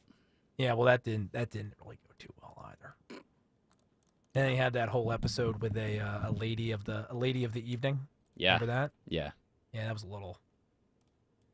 little icky. So I really would like to find something positive to say about his legacy. Maybe we should work on that in the third hour this evening. Yeah. I'll make sure I whip something up during the debate. Yeah, come up with that. That's what I want you to do. Don't pay attention to the debate because it's going to be lost on you anyway. Here we go. No, I'm serious. You I'm sure you don't care. I do. Do you care? I do. Are you invested? Yes. You have been a central part of this little story here. I have been. Of us trying to have a debate. Yeah.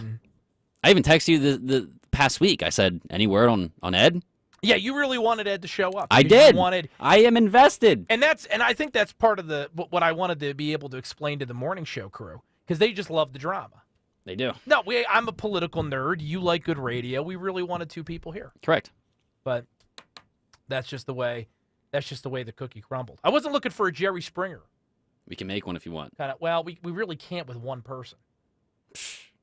There's 2 producers here, boss. There's 2 producers? Oh, there's Sean and I. We can whip something up. Well, what are you going to do? I don't Have know. Sean walk in here and say that he's my child or something? Like, how do you do that?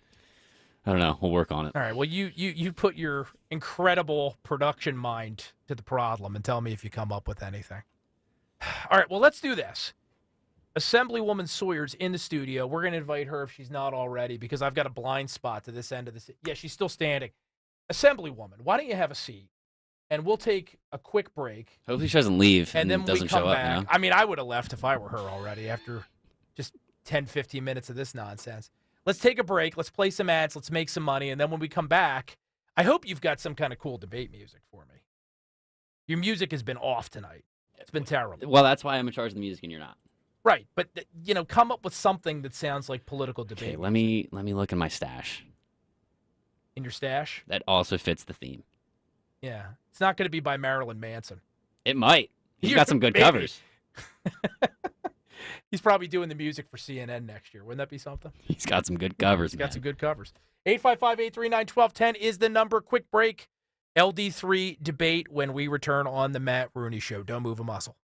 See Joe Conklin's comedy show at St. Robert's on Euclid Ave in Warrington, Saturday, May 6th. For tickets, go to joeconklin.com. JoeConklin.com! This is an important notice to consumers facing $10,000 or more in credit card debt, medical bills, or other unsecured debt. You may not be required to pay it all back because there are special programs now in effect that will significantly reduce the amount you will owe if you qualify. This is not bankruptcy or a debt consolidation loan. These programs, which the credit card companies like to keep secret, exist to aid American consumers struggling with overwhelming credit card debt by offering tremendous savings and real debt relief. Accredited Debt Relief has established a special hotline for you to call and learn what savings you qualify for. They've helped qualify consumers with over $1 billion in debt and are A+ rated with the Better Business Bureau. So don't wait. Get the relief you need during these hard economic times. For this free information, call the Accredited Debt Relief Hotline now. Call 800-873-7171. 800-873-7171. 800-873-7171. When you need to know, depend on KYW News Radio 103.9 FM. The Broad Street Run returns for its 43rd year with almost pre-pandemic participation. 2 teens were killed by an Amtrak train on tracks in Chester.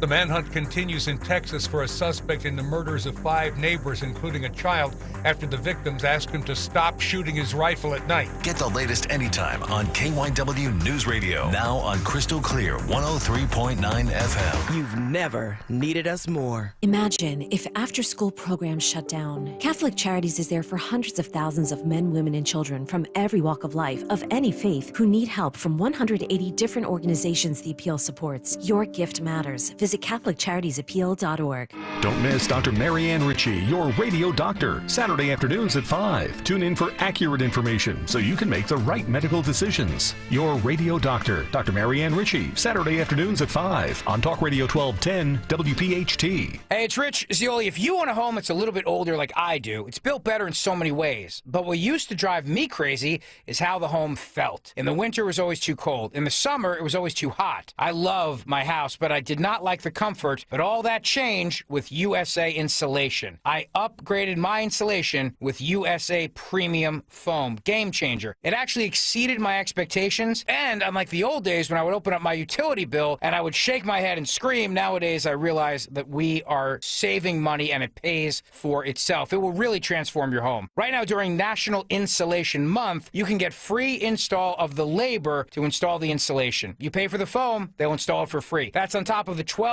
kickback you can get from the energy tax credit. So get ahead of the summer heat, make every day inside your home better. 1-800-USA-FOAM. 1-800-USA-FOAM or USAinsulation.net. USA Insulation. Before the opening bell on Monday, contact David Bazar, Karen Bazar, or Brett Elam of Thrive Financial Services. 215-798-9088. Get on the original Roadmap to Retirement and get yourself educated about the tax benefits of a Roth IRA. It's your Roadmap to Retirement, and it starts by getting educated from advocates who will help you navigate your own Roadmap to Retirement. Leave a message at 215-798-9088. Hey, Cherry Hill. We know your favorite station is WPHT. Tell your smart speaker, play 1210 WPHT.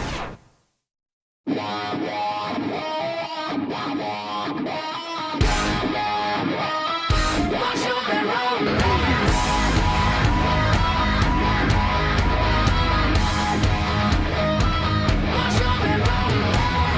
want your ugly, I want your disease. I want your everything as long as it's free. I want your love. Love, love, love, I want your love. I want your drama, the touch of your hand. I want your leather studded kiss in the sand. I want your love. Love, love, love, I want your love. I love that on debate night, Dan, you decide to go with bad covers as the theme of our podcast. Well, here's what is the matter with you? And one more quick thing. We now can see on the screen, if you're watching via our YouTube page, youtube.com/at1210WPHT, Assemblywoman Beth Sawyer, but then you can kind of see you behind her. Yeah, I can. Hey. And you told me before that we would not be able to see you. Well, now you can. But also, the reason why I chose this song is because it's bad romance, and there's a bad... Well, that is true. It is a little bit of a bad romance in LD3. So there you go. I tied it in. That's true. I see what you did there. Very clever, young And you man. say I don't do my job. Well, you're picking up. This guy. You're picking up. Well, I was just gonna say I'm impressed. I'm still not at the impressed level with you. I'm no longer dismayed. How's that? Welcome back to the Matt Rooney Show, ladies and gentlemen. I am Matt Rooney. This is 1210 WPHT. We're about halfway through tonight's show, and we have a very special halfway point tonight on the Matt Rooney Show. We are joined, as I just said a minute ago, in studio by Assemblywoman Beth Sawyer of New Jersey's 3rd Legislative District. Assemblywoman, welcome. Thank you for joining us. And I was saying to you and everyone who came with you tonight a moment ago, kind of strange. The Matt Rooney Show started in the middle of COVID. So this is actually the first time in almost 2 years of this program that we've had an in-studio guest. How have we gotten away with that for so long, Dan? What was that? Is that the debate music? No. All these mics in here are working, not working. I don't know. Okay, you're actually doing your job? Yeah, I'm trying to figure out which one it is. Okay. All right. Well, I'll leave you alone. Just pretend there's not a show going on. There's not. Or anything. There's okay? All right. So here's what we're going to do. We invited Ed Durr. He's not here, as you can see. We were still hoping up until the last minute that he may show up. Didn't happen. So we're going to proceed all the same as promised because that's the way it works. We believe in accountability around here. So I have prepared a bunch of questions for Assemblywoman Sawyer. I am going to be keeping one eye on the social media feed. So if you have a particularly interesting inquiry that you maybe want me to share and work into the debate, no promises, but who knows, maybe I'll ask it. We originally were going to do this for about an hour, but subjecting anyone to me for an hour straight is a heck of a lot to ask. So we're not going to do a full hour, but I think we're going to do at least a half hour of questions with Assemblywoman Sawyer. And hopefully it helps you understand a little bit about this incredibly consequential contest that's unfolding down in South Jersey, which could, and I don't think the Assemblywoman would disagree with this, it could potentially decide control of the Senate chamber come November. Republicans could take control of the Senate. So if we lose LD3, forget about it. Is my math wrong? Your math is not wrong. It often is. It often is. But in this case, it's simple enough even for me to get. So let's dive right in. Are you ready for me to dive in, Dan? Yep. Do we have debate music? Even this debate music. Well, I want debate music. I don't get to do it when I do the debates with David Wildstein because it's online. It's very sober and we're serious and.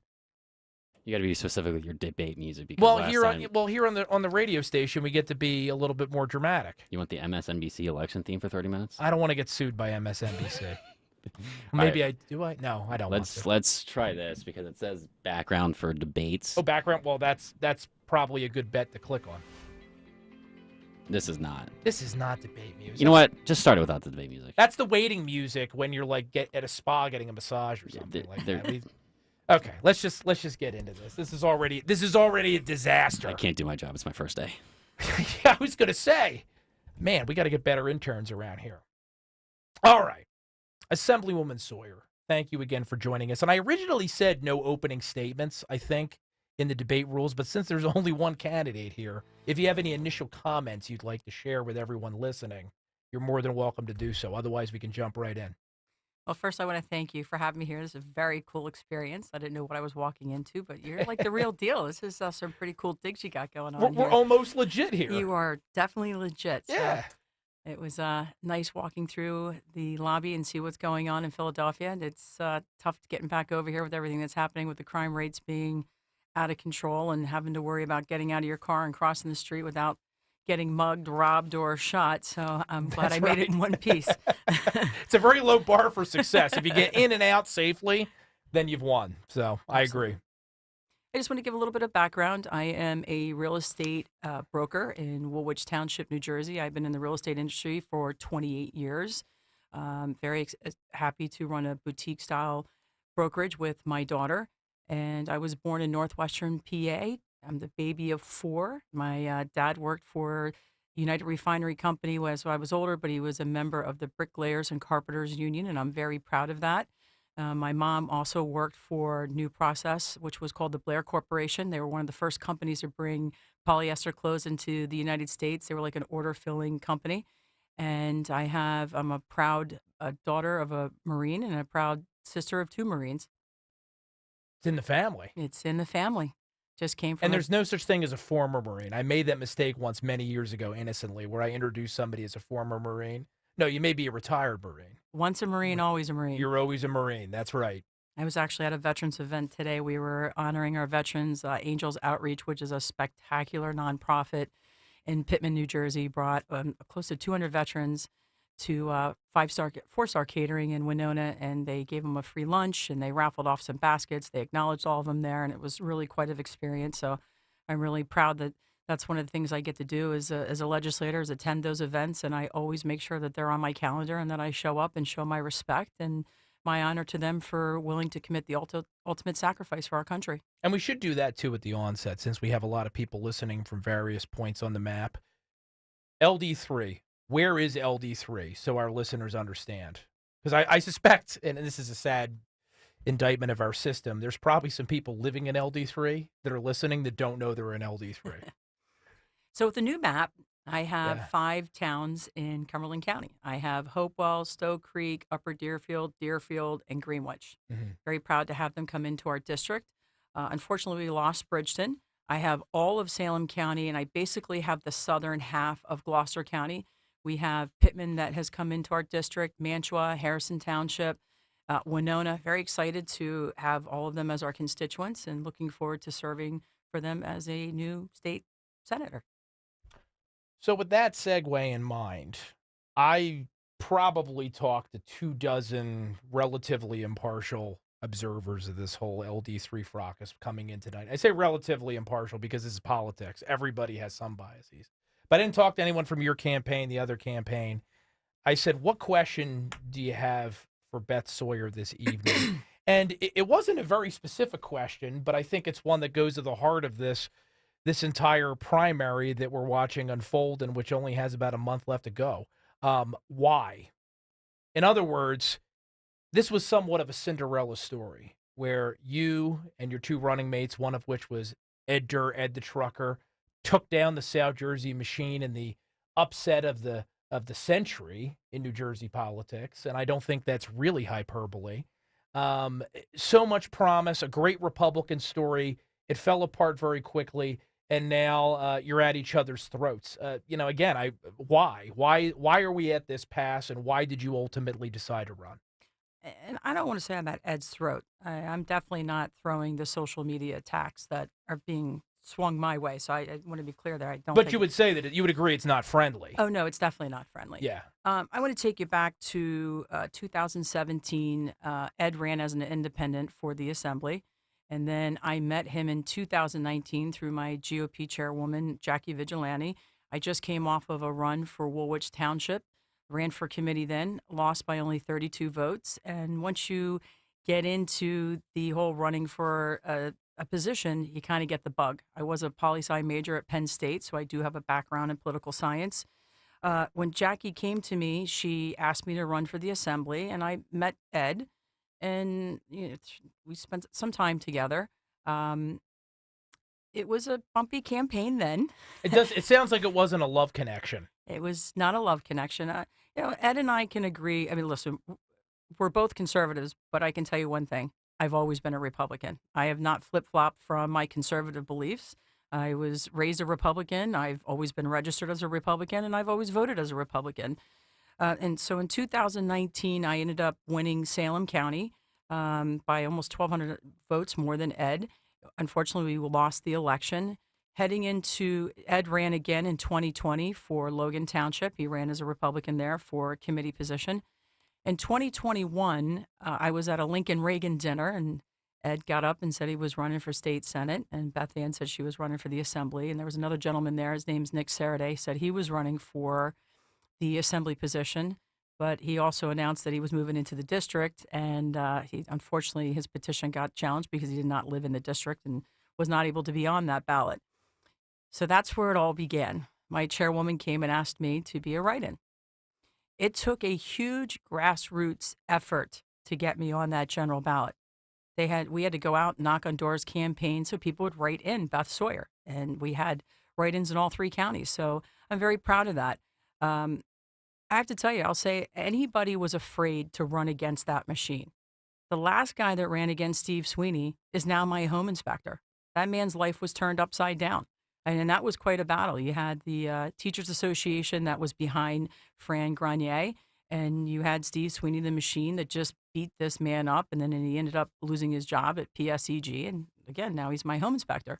So that's something you really have to consider, and unfortunately, politics has gotten really ugly, right? The smear campaigns that come out, you have to think about, what are you going to put your family through? What are they going to dig up from your past? What are they going to, because they are very good at making up things or putting out a narrative that is not true. But as people say, perception is reality. So when I got the nomination as the write-in, I looked at what was going on in our country at that time. I'll take it back to 2021. We were in the midst of lockdowns. I was watching 1 out of 3 businesses go out of business forever. We are seeing our kids being masked if they were able to go to school.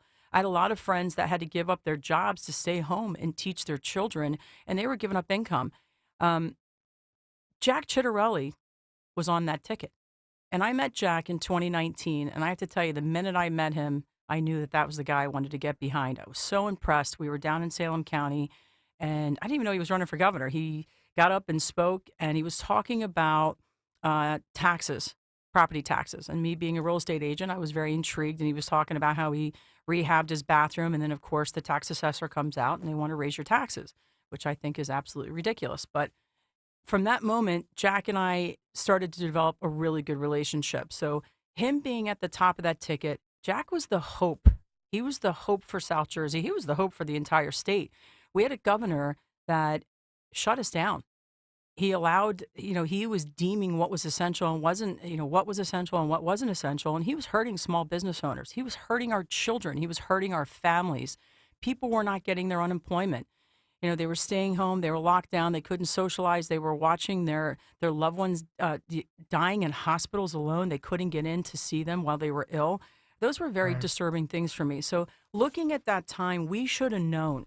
We should have known that you could have put Mickey Mouse on that ballot and Mickey Mouse was going to win that election because people were angry.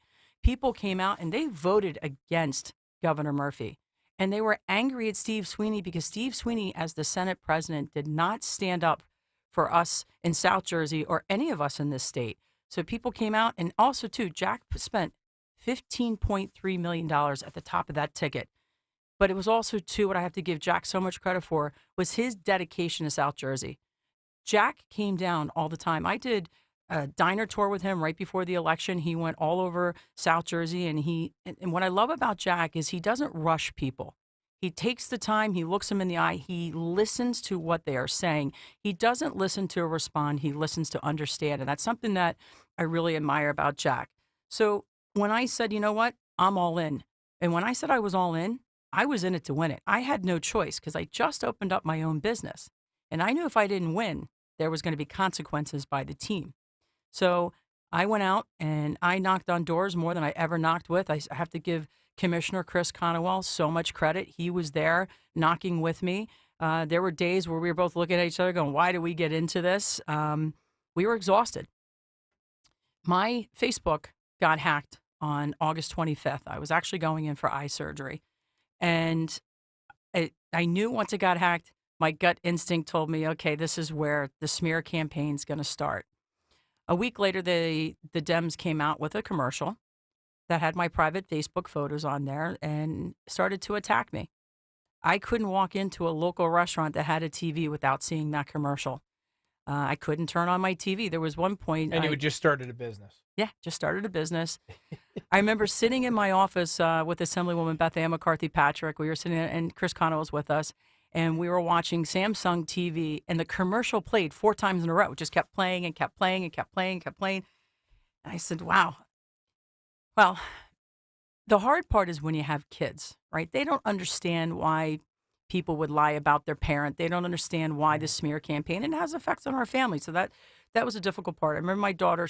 But if I understand, and I just want to make sure, because I don't want to put words in your mouth, because of the fact that your district is trending rightward, I think that is a fair characterization. Correct. It's your argument that Ed Durr didn't do anything special to get elected. Not at all. Okay. Steve Sweeney never mentioned Ed Durr's name. Nobody knew who Ed was. They didn't put him. I don't even think a mailer went out about Ed. They just disregarded him. They just figured they didn't give him any ounce of energy. They put out mailers about me nonstop. They were more concerned about you. Yes. From what I've been told, the polls were coming, and they were showing that I was up 8 points over Adam Teleferro. And they knew that if they lost one seat, Steve Sweeney would no longer be the Senate president. And I can say that was the scuttlebutt when, as somebody that runs a political blog, you talk to the consultants. No one thought Ed Durr was going to win. Some were starting to say in October, you know what, you might see a surprise in LD3, an assembly person might get through. Correct. An assembly person might get through, as evidenced by the fact that they started making some panic buys and dropping some ads on your head. So one question I have about Ed the Trucker, I've got many questions about Ed the Trucker, but this disagreement you're having, I know you have mentioned before that you thought that he's done a poor job with constituent services. You actually think you might have mentioned that when you were on the morning show here, Kaling Company, when you called in after this whole debate controversy began. I know that you've cited, and I want to get into a little bit, some of the things that Ed said before, that some of it's been politically incorrect, some of it has arguably been worse than that. Are there any substantive policy disagreements between you and Ed Durr that voters in LD3 can point to and say, you know what, that's something I need to consider when I go into the booth, whether it be a social issue, whether it be a tax policy issue, abortion, guns, anything? Where is there daylight, if there is at all, between what you two believe? So one of my biggest issues, and one of the reasons why I decided to run, was Salem County has a defunct 911 system. Right. They should have upgraded that system in 2002, as per President Obama. For whatever reason, it didn't happen. You had a Senate president, and you also had the appropriations chairman, John Berticelli, who I happened to beat. You had 2 men that they held the bank account, they wrote the checks. They failed to get that system upgraded. To me, it was a public safety issue, not just for Salem County, but for the entire state. You're going to ask me, well, why is it a public safety issue? It's still on a 500 series, meaning that it's competing with 2 news media outlets. So when they're pushing out the news, the calls are dropping. I happened to be with some Salem County police officers last night, and they are telling me that they're in some bad areas. They're trying to come up on drug dealers, and when they're talking on the radios, the drug dealers can hear what they're saying. They know when they're coming. And so when they try to kick in doors, people are gone or they're hiding their drugs and guns. That's awful. It's scary, right? Or when they're running into a building and their call drops and they don't know where they're at. They can't get back up to them. So that was something I've heard about it for almost 15 years. So when I got in, I wanted to hit the ground running. Where Senator Durr really let down New Jersey is he did not get behind me on this 911 platform that I had. I put in a budget resolution for $30 million. I Democrat sign on to that. He did not sign on to it. He didn't meet with the commissioners to talk about what their needs were. It was really disappointing. Now, I had high hopes. I know I'm a freshman legislator. I thought, the Dems are going to look at it. The governor's going to look at it. Scutari's going to look at it. Coughlin's going to say, we have to do the right thing for South Jersey. We have to do the right thing for all the constituents in New Jersey. We're going to give the money for the 911 system. Now, I want people to realize that I represent the two poorest counties in the state, Salem County and Cumberland County. And then I also By have almost every measure. right. And then I live in Gloucester County, which has a $250 million budget, who, by the way, has a fantastic OEM building. Their 911 system is incredible. So it's very disappointing when you go into Salem. And Cumberland has some of the same issues. So right now, one of the biggest problems, too, with the 911 system is if a transformer goes down, they have to order those parts off of eBay. So when those parts run out, they have no way of fixing the system. So after the budget session, I didn't get the $30 million. But being the baby of four, I've been told no quite a bit. But if my mother was still alive, she will tell you that I'm very determined to get what I want. I said, there has to be a way around this, right? There's got to be money somewhere, somehow at the state. They have such a huge surplus, right? This is a big deal. You have the PSEG nuclear power plant in Salem. So I started developing a relationship with the governor's staff. And it was, you had to keep calling and keep calling and keep calling and keep calling. And they realized that I was there to put my head down and get the job done. I've been working with the governor and his chief of staff to see if there's actually grants that can come to the municipalities to help with the upgrade. And then he also has a disaster relief fund. In the meantime, since the budget session, the commissioners were forced to go out and bond because, the time is running against us, worrying about the transformers and also all of our first responders and police officers. They're in jeopardy here, right? So they had to go out and bond for it. So you're talking about the second poorest county in the state getting double taxed. You already pay for the 911 upgrades in your phone bill. Every time you get your phone bill, you'll see 90 cents of your taxes goes into the 911 fund. Right. Unfortunately, that fund gets robbed every year, about $145 million. So they've paid for it over and over again. So, I'm upset with Senator Durr. If he would have stood beside me and said, we're going to do this as a united front, I think we would have gotten more traction. And I was. And did you approach him, I'm assuming, directly about this particular issue? We've all talked about it. I mean, I've had several meetings. I have a video that was out there. And what response did you get? Ed won't sign on to most things that involve me, which is a disappointment. People think that it's me, that I'm not willing to work with him. He's not willing to work with me. And that's where I get very disappointed. And the proof's in the pudding. I mean, you can look and see that he didn't sign on. And then afterwards, he hasn't stepped up. He hasn't talked to the commissioners. I have to say, I still have the endorsement of the director and deputy director and the sheriff of Salem County. They are endorsing Beth Sawyer for Senate because they believe I am the right person for the job to stand up for Salem County and do what's right for the constituents, because I believe in the need for public safety. My brother is a corrections officer, again, coming from a family of Marines. Anybody's willing to put their lives on the line, we have an obligation to them to supply them with everything we possibly can to keep them safe. Now, we were able to get that estimate because after I sat down with the commissioner, I was able to find out it was from a long time ago. And I said to the gentleman, listen, technology has changed. There's got to be a way. It's become less expensive. We were able to get that quote from $30 million down to $15 million. So that's what they went out and bonded for. I have spoken to the governor's office about them getting payments. It's like $750,000 a year. But something that was really disappointing is I was at the Salem County Convention. And this is when Mickey Ostrom, who's the deputy director at that time, was looking for the Senate nod, talked about, why he felt that he would be a better senator and why he felt Senator Durr was ineffective. After he was done speaking, Senator Durr stood up in front of a room full of people and told Salem County residents that he had $5 million secured for the 911 upgrade. And then he blamed it on the commissioner, saying because they went and bonded for the money, it screwed up his plan. And I can tell you, Matt, it's not true. And it was so insulting to the people that were there, the sheriff, the deputy director, and the director, because they know the truth. So it's things like that where I have no tolerance for that. If you didn't want the job, don't ask for it. And look, in all fairness, and Ed will tell you when he got on the ballot, he never thought he was going to win. He never thought he was going to win. Election night, Ed was home by himself. I hosted a big party because I knew we were going to win. I was very excited. I had my friends, my family, volunteers. It was one of the most amazing nights of my life, and I knew it was coming. You had to look and see what was going on, right?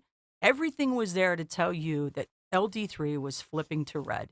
And what a monumental moment that unfortunately Senator Durr was sitting home all by himself.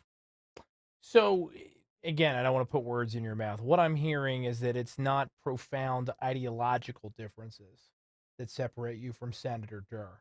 It's, at least the way you look at it, the seriousness in which you take your job. Absolutely. Working collaboratively with your other legislative district elected representatives, local representatives to accomplish things for the district. That's where the divide is. Absolutely. Matt, we're in the minority, right? So if you want to Don't I know it? if you want to get things done, you better reach across the aisle.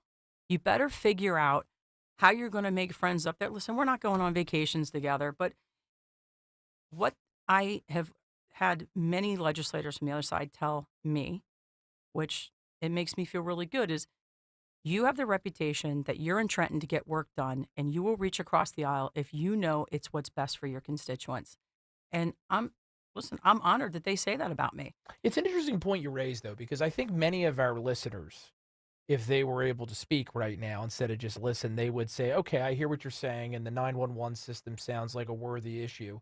But with all of the craziness coming out of Trenton, we don't see finding ways to get things done as the most important mission of any elected or representative. It's almost more of the British model of opposition when you're minority. Stop it. Stop what's coming out of Trenton. Oppose Murphy at all costs. Keep the craziness from coming our way.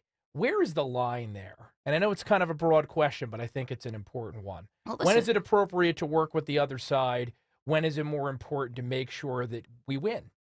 Here's how I say working with the other side. If I have a bill that's near and dear to me, and I know, listen, it's not going to get through because Senator Durr has openly admitted over and over again. I've heard him say it. I know he's said it on the radio that he's been blocked by the Senate. He's ineffective. He unfortunately went in there with an attitude of, he beat Steve Sweeney. He's the Dragon Slayer, and, bow down and kiss the ring. And unfortunately, the other side was like, take a number, take a seat. We're going to teach you now. They've schooled the senator, and that has been a huge hurdle for us, for Beth Ann and myself. So I've been able to, when I have a bill, I don't put myself on as the first prime sponsor. I'll go get a Democrat that I know has a great relationship and is able to get stuff out of committee into the floor. I'll ask them to be the prime on the bill, or I won't be the prime at all. I'll just be a co-sponsor. And that's how you get things done. It's stuff that helps me and helps my district, right? Listen, I'll be the first to say the governor and I probably don't agree on too many things, right? But he holds the keys to the castle. So I'm trying to get money to my district. That didn't happen during the budget session. I'm going to do my best to cultivate relationships with his staff. They do answer my calls. They get back to us. They are very responsive to my staff as well. I have a phenomenal staff. I have Marguerite, who's my office manager. I'm probably one of the best chiefs of staff in the entire state. And Lawrence Moore is my legislative aide. They are there to work. And I laugh because, Zach and Lawrence are much younger than me, but they say, I'm hard for them to keep up with. I'll be the first to admit I probably have a work ethic that is a lot higher than most. Well, if you get involved in politics, you have to have a little bit of crazy energy. Emphasis Yes. on the crazy, right? Yes, and it's but I'm very grateful. Who can say I'm 1 out of 80 that I'm here with you on a radio show because I'm a state legislator and I'm making laws for the state of New Jersey, but I'm making a difference. I feel that yielding power when you're in the minority is constituent services. I know you asked me about that earlier. Coming out of a veterans event and coming here, that's constituent services. I went there today because I wanted those veterans, and there's a lot of seniors in the room that know that Beth Sawyer cares about them, and I am their voice.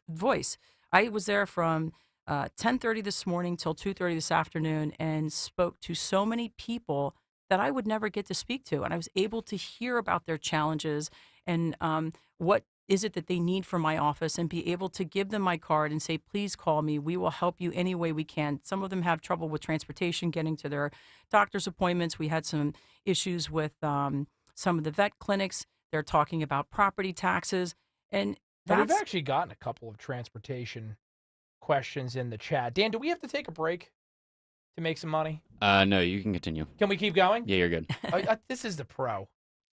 This is the pro that producer Dan is. You carved this out here. Because I've got so much I have to get to, and I did say that I want to take some listener questions, and some of them are pretty good. Let's throw this one in there just because you mentioned transportation. This is Charles. He says, Assemblywoman Sawyer, what is your opinion of the Glassboro-Camden Light Rail Project, which affects 5 municipalities in LD3? So that is the Gloucester-Camden County line. So they want to run a train from Camden down to Rowan, which would affect a lot of towns in my district. It would be Westville and Winona, Mantua, Pittman, Glassboro, Woodbury Heights that aren't in my district. But first of all, Murphy is always touting about his energy master plan, right? He wants everybody to drive an electric car by 2035, which I think is absolutely ridiculous. No gas stoves. Right, no gas stoves, but we're going to have a diesel-fueled locomotive train coming by these people's homes that were built a long time ago, every 7.5 minutes, blowing their horn. Can't happen. It cannot happen. So I've taken the time to meet with a lot of constituents and their concerns. I put out a video of that too, that so people understand why it's an issue. That train coming from Palestine, Ohio, was on its way to South Jersey. It's on its way to Salem County. We have kids walking to school in many of those districts. You have kids that are walking to school in Winona and Pittman and Glassboro. And as I have these headphones on, a lot of these kids wear their earbuds. They're on their cell phones. They're not paying attention. This is something that they've spent, I think right now they're at like $25 million on environmentals and doing all sorts of surveys.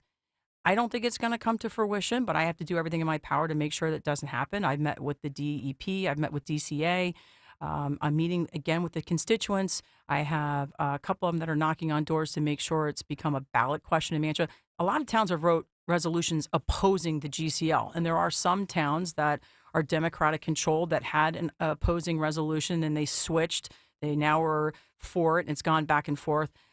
Talking to the people that I've been spending the time with, they're highly opposed, and rightfully so. It's going to lower their property values. And when you look at older towns like Winona and Pittman, that vibration from those trains every 7.5 minutes is going to have an impact, not only on their houses, but the streets that are surrounding it. Yeah, a lot of these people moved in from the city because they didn't want to hear Right. Imagine that type of ambient noise on a regular basis. They wanted to get away from that. And the taxpayers will be maintaining a lot of the issues that come with this GCL line. You know, I don't want it to see it become a drug trafficking haven, bringing drugs from Camden down to different areas. We don't need that. Our job is to keep our families safe, our students safe. So we've been working together, again, the residents in those towns, standing up and making sure that our voices are heard. I talk about it in Trenton. I attend as many meetings as I possibly can. I did something really cool a couple months ago. I invited the mayors from my district, and I did the old map and the new map. I didn't want anybody to think I was leaving them out. I invited them to have lunch at Botto's, and I had great restaurant, by the way. It is best sausage on the planet. One of my favorites, bar none. I had the state officials come down from the 7 major departments so that the elected officials could have one-on-one conversations. They all got up and they gave their presentations. I had the EDA there, DCA, DEP, agriculture, veterans, and military affairs. All the players. All the players were there. They gave their presentation. Then we broke up into small round tables so they could directly have questions and take the time to speak with these state officials, because there's a lot of unfunded mandates that are being imposed on municipalities, but GCL was one of them. I had the mayor of Winona was there. I was able to talk to the rep from the DEP and say, hey, I have a natural heritage site in my town, and you bringing the GCL coming in is going to disrupt those sites. And just them taking up the railroad tracks and all of the corrosion that would come off those tracks is going to bleed into the Mantua River. I mean, there's a lot of just negative impacts on the communities environmentally and just cost effective. It doesn't make sense. It's to my understanding that Mr. Durr, Senator Durr, had a meeting set up with them. It was he was supposed to meet with them the day after I had my campaign kickoff, and he had his event the same night, and he canceled the appointment. Do you know why? I was told that he didn't want to go because he found out that there were certain people involved in the GCL donated to my campaign, and that made him upset. And See, I just like to throw this out there. This is your debate, so I want you to do most of the talking. But this is why we have debates, and this is why I wanted him here, because I would love to hear. I'm not in LD3. I'm close to LD3, but as a South Jersey, I'd love to hear a response to that. Absolutely. But now we don't have that opportunity because it's just you. Another issue that's affecting your district, and we spoke about this during our LD24 debate, shameless plug, over at SaveJersey.com last week. Different end of the state, right? But very similar issues because lots of exurbs, lots of rural communities. Warehouse sprawl. They're going up all over the place. I know every time I take a shortcut to the Jersey Shore to try to avoid the Garden State, not the Garden, oh God, Dan, I'm forgetting my roads. The Atlantic City Expressway. I knew I'd get there eventually. I'm not a help. I don't know. You're going to the shore for like the first time ever. Yeah. This summer, and you were asking me how to get to Cape May, and I draw you a map or whatever. When I'm trying to avoid and take the back roads, the major highway congestion in the summer, I cut all the way down on my way to 47, and there's warehouses everywhere. They're all over the place. I don't know who all these companies are. Maybe some of them are Amazon, other major corporations. It's filling up community meetings all across your district. People are worked up about it. Do you even agree it's a problem? And if you do, is there a role to be played for Trenton and specifically you through your advocacy to try to address this problem? Well, I want to start off by saying I'm all for smart growth. Okay, that's smart growth is a wonderful thing, and I'm going to use Logan Township as my talking point. Logan Township has one of the biggest pure lands on the East Coast, maybe one of the biggest in the country. And the way they have it set up, it doesn't impact the residential part of Logan Township. The industrial park is between 295 and the river. So when the trucks come up, they jump on 295 and they head either north, south, and then they go up to 322, or they get on the turnpike. I happen to live in Woolwich Township. So when you cross the Commodore Barry Bridge, you're coming into Logan Township first, and then you cross into Woolwich, and then you go into Harrison Township. And one of the issues that I think you're referring to is the 2 million square foot warehouse that is being proposed to be built in Harrison. Has upset quite a few residents there because of its location. It is backing up to a couple very expensive neighborhoods, but it's also backing up to a daycare.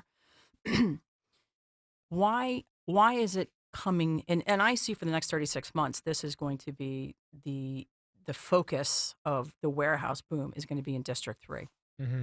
Why are the developers coming to our area? They're coming because the ground's cheap. So also, too, the problem is when you get into these towns, a lot of them have not opened up their master plan and made changes in the zoning.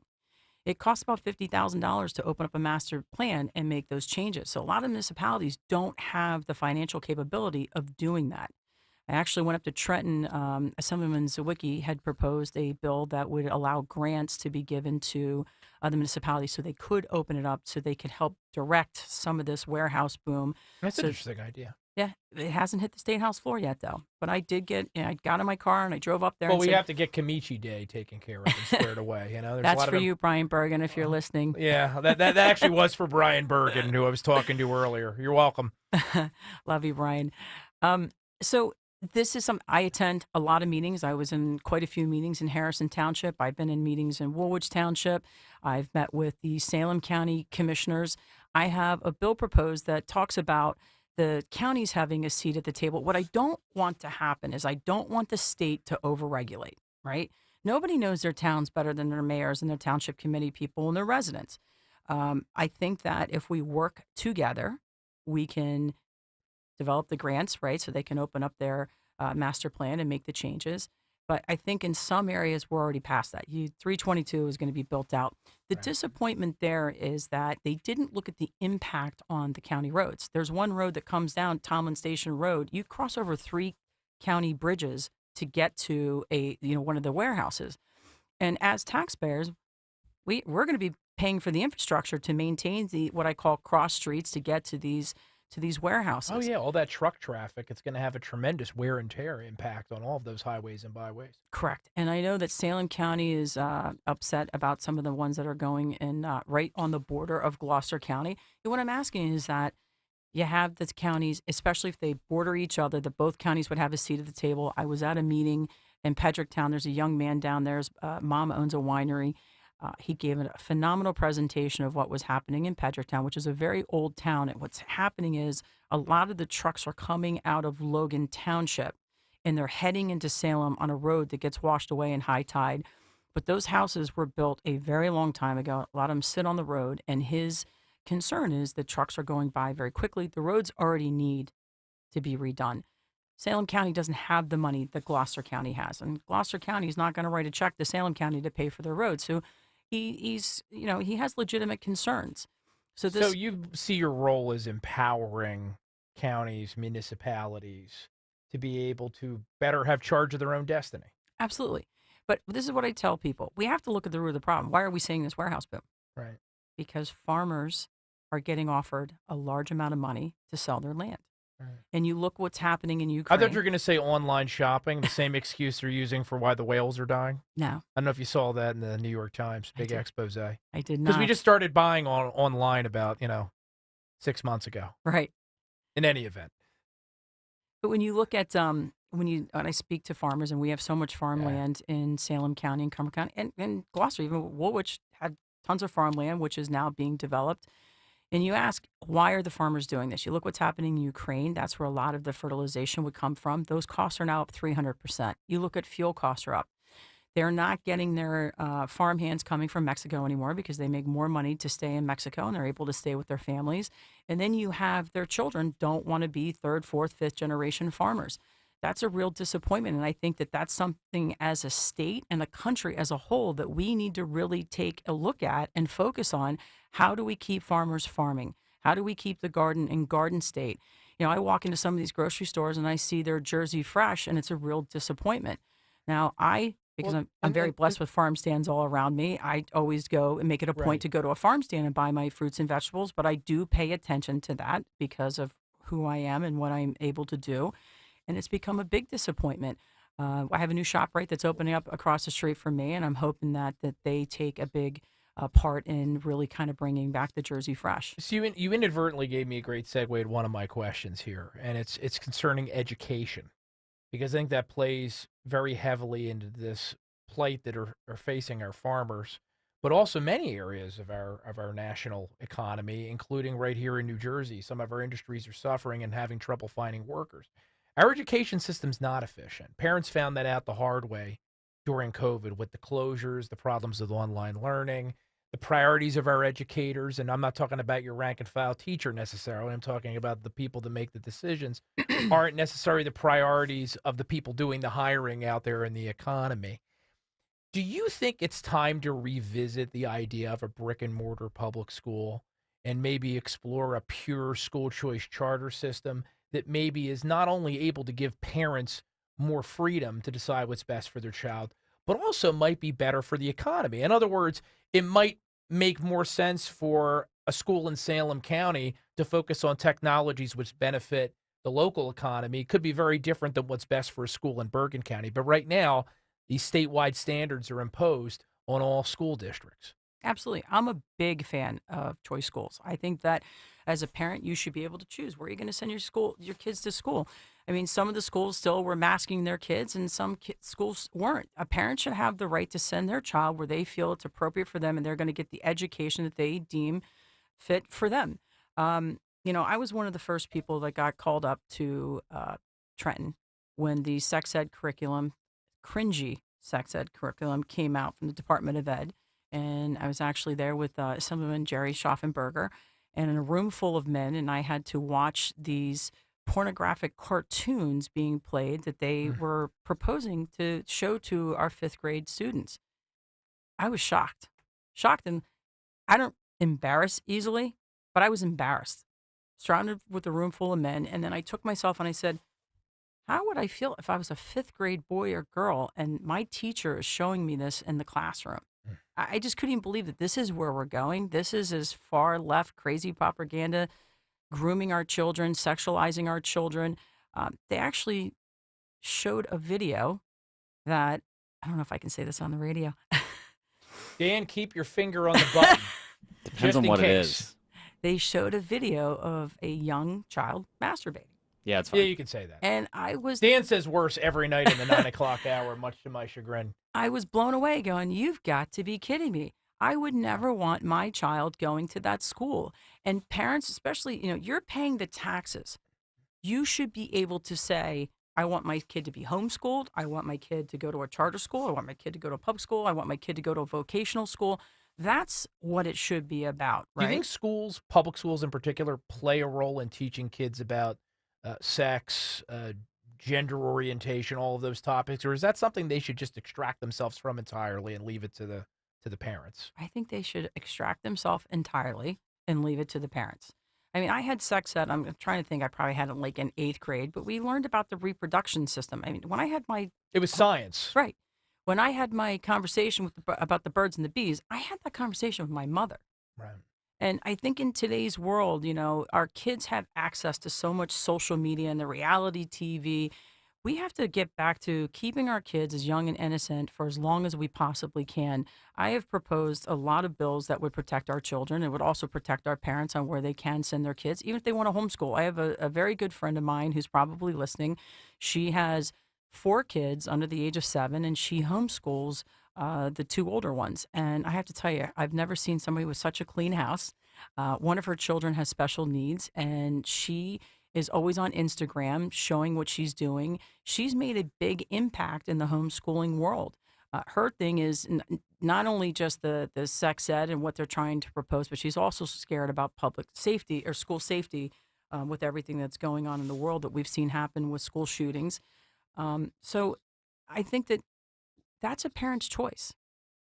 I don't think that, why would a teacher want to show a pornographic cartoon to a bunch of 5th graders and then you think you're going to go on about the day and start teaching about math and science? Well, that's what I always come back to with this pushback against the term grooming. Some people, even in our party, get upset about it. You have to put yourself in the mind, I think, of the adult that's trying to show that to a child. And I can't imagine a good faith reason for wanting to have that conversation. We're speaking to Assemblywoman Beth Sawyer. We're here for the LD3 debate. I'm doing air quotes if you're listening to the radio and not watching on YouTube, because there's only one candidate here. I have some more questions and a couple more viewer questions. I know I said we weren't going to do a full hour, but we have enough to talk about. And people are listening and watching because I keep getting questions. Can we hold you over to at least one more segment? Absolutely. Perfect. We'll be back in just a moment on the Matt Rooney Show on 1210 WPHT. WPHT, WPHT-HD, WOGL HD3 Philadelphia. From the Cherry Hill Volvo Studios, where relationships matter. Always live on the free Odyssey app. Navigation. Take me to Turnersville Jeep. Now going to Turnersville Jeep. TurnersvilleJeep.com wants you in a new Jeep or Ram today. TurnersvilleJeep.com wants you to select from over 300 new Jeeps and Rams today. All new 4xe Grand Cherokees and 4xe Wranglers. And a huge selection of Rams, and more Rams. TurnersvilleJeep.com wants to pay you above market value for your vehicle, whether you buy from us today or not. TurnersvilleJeep.com on Route 42 in Turnersville. Drive a little, save a lot at TurnersvilleJeep.com.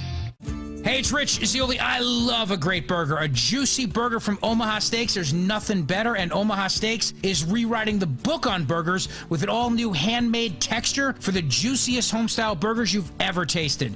Their pure ground burgers are made from single cuts of real aged Omaha steaks. They are truly steaks on a bun. Filet mignon, ribeye, New York strip, sirloin, and even brisket burgers. And now is the time to experience the exclusive Burger Perfection Flight. Go to omahasteaks.com, use promo code Zioli at checkout to get an extra $20 off orders of $129 or more plus free shipping. Order today so you can try each pure ground burger and sample all the steak on a bun greatness. These burgers are crafted for a juicier, more tender experience. Your mouth will water with every single juicy Burger Perfection bite. Don't wait. Go to omahasteaks.com. Use promo code Zioli at checkout. Get an extra $20 off orders of $129 or more. Discover your new burger obsession. Minimum order may be required.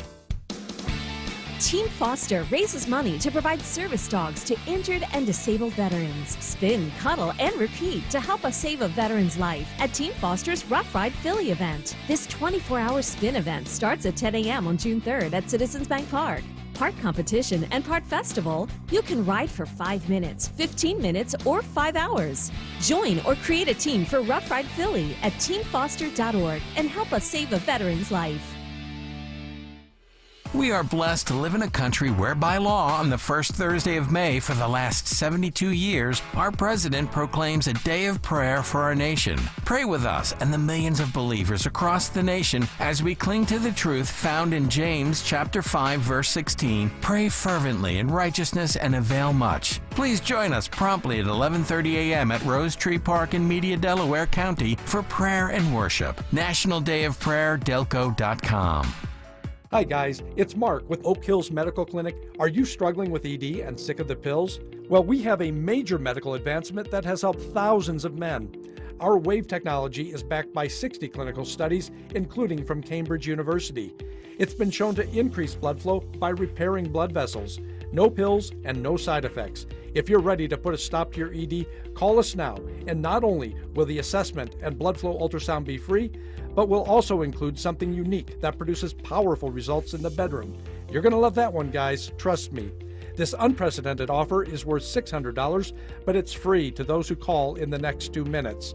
Call 215-302-9999. That's 215-302-9999. Guys, put a stop to your ED and get your life back. Call Oak Hills Medical Clinic now to qualify. 215-302-9999. 215-302-9999. Keep free speech alive. Follow 1210 WPHT on the free Odyssey app. Download it now.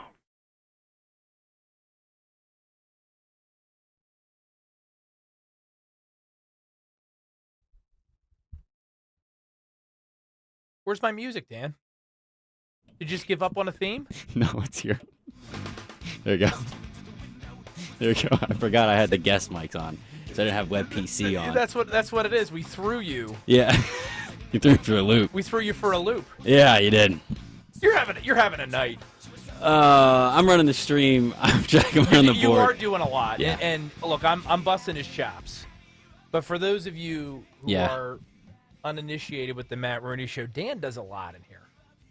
Most of it okay. But tonight you really are earning your money. You know what?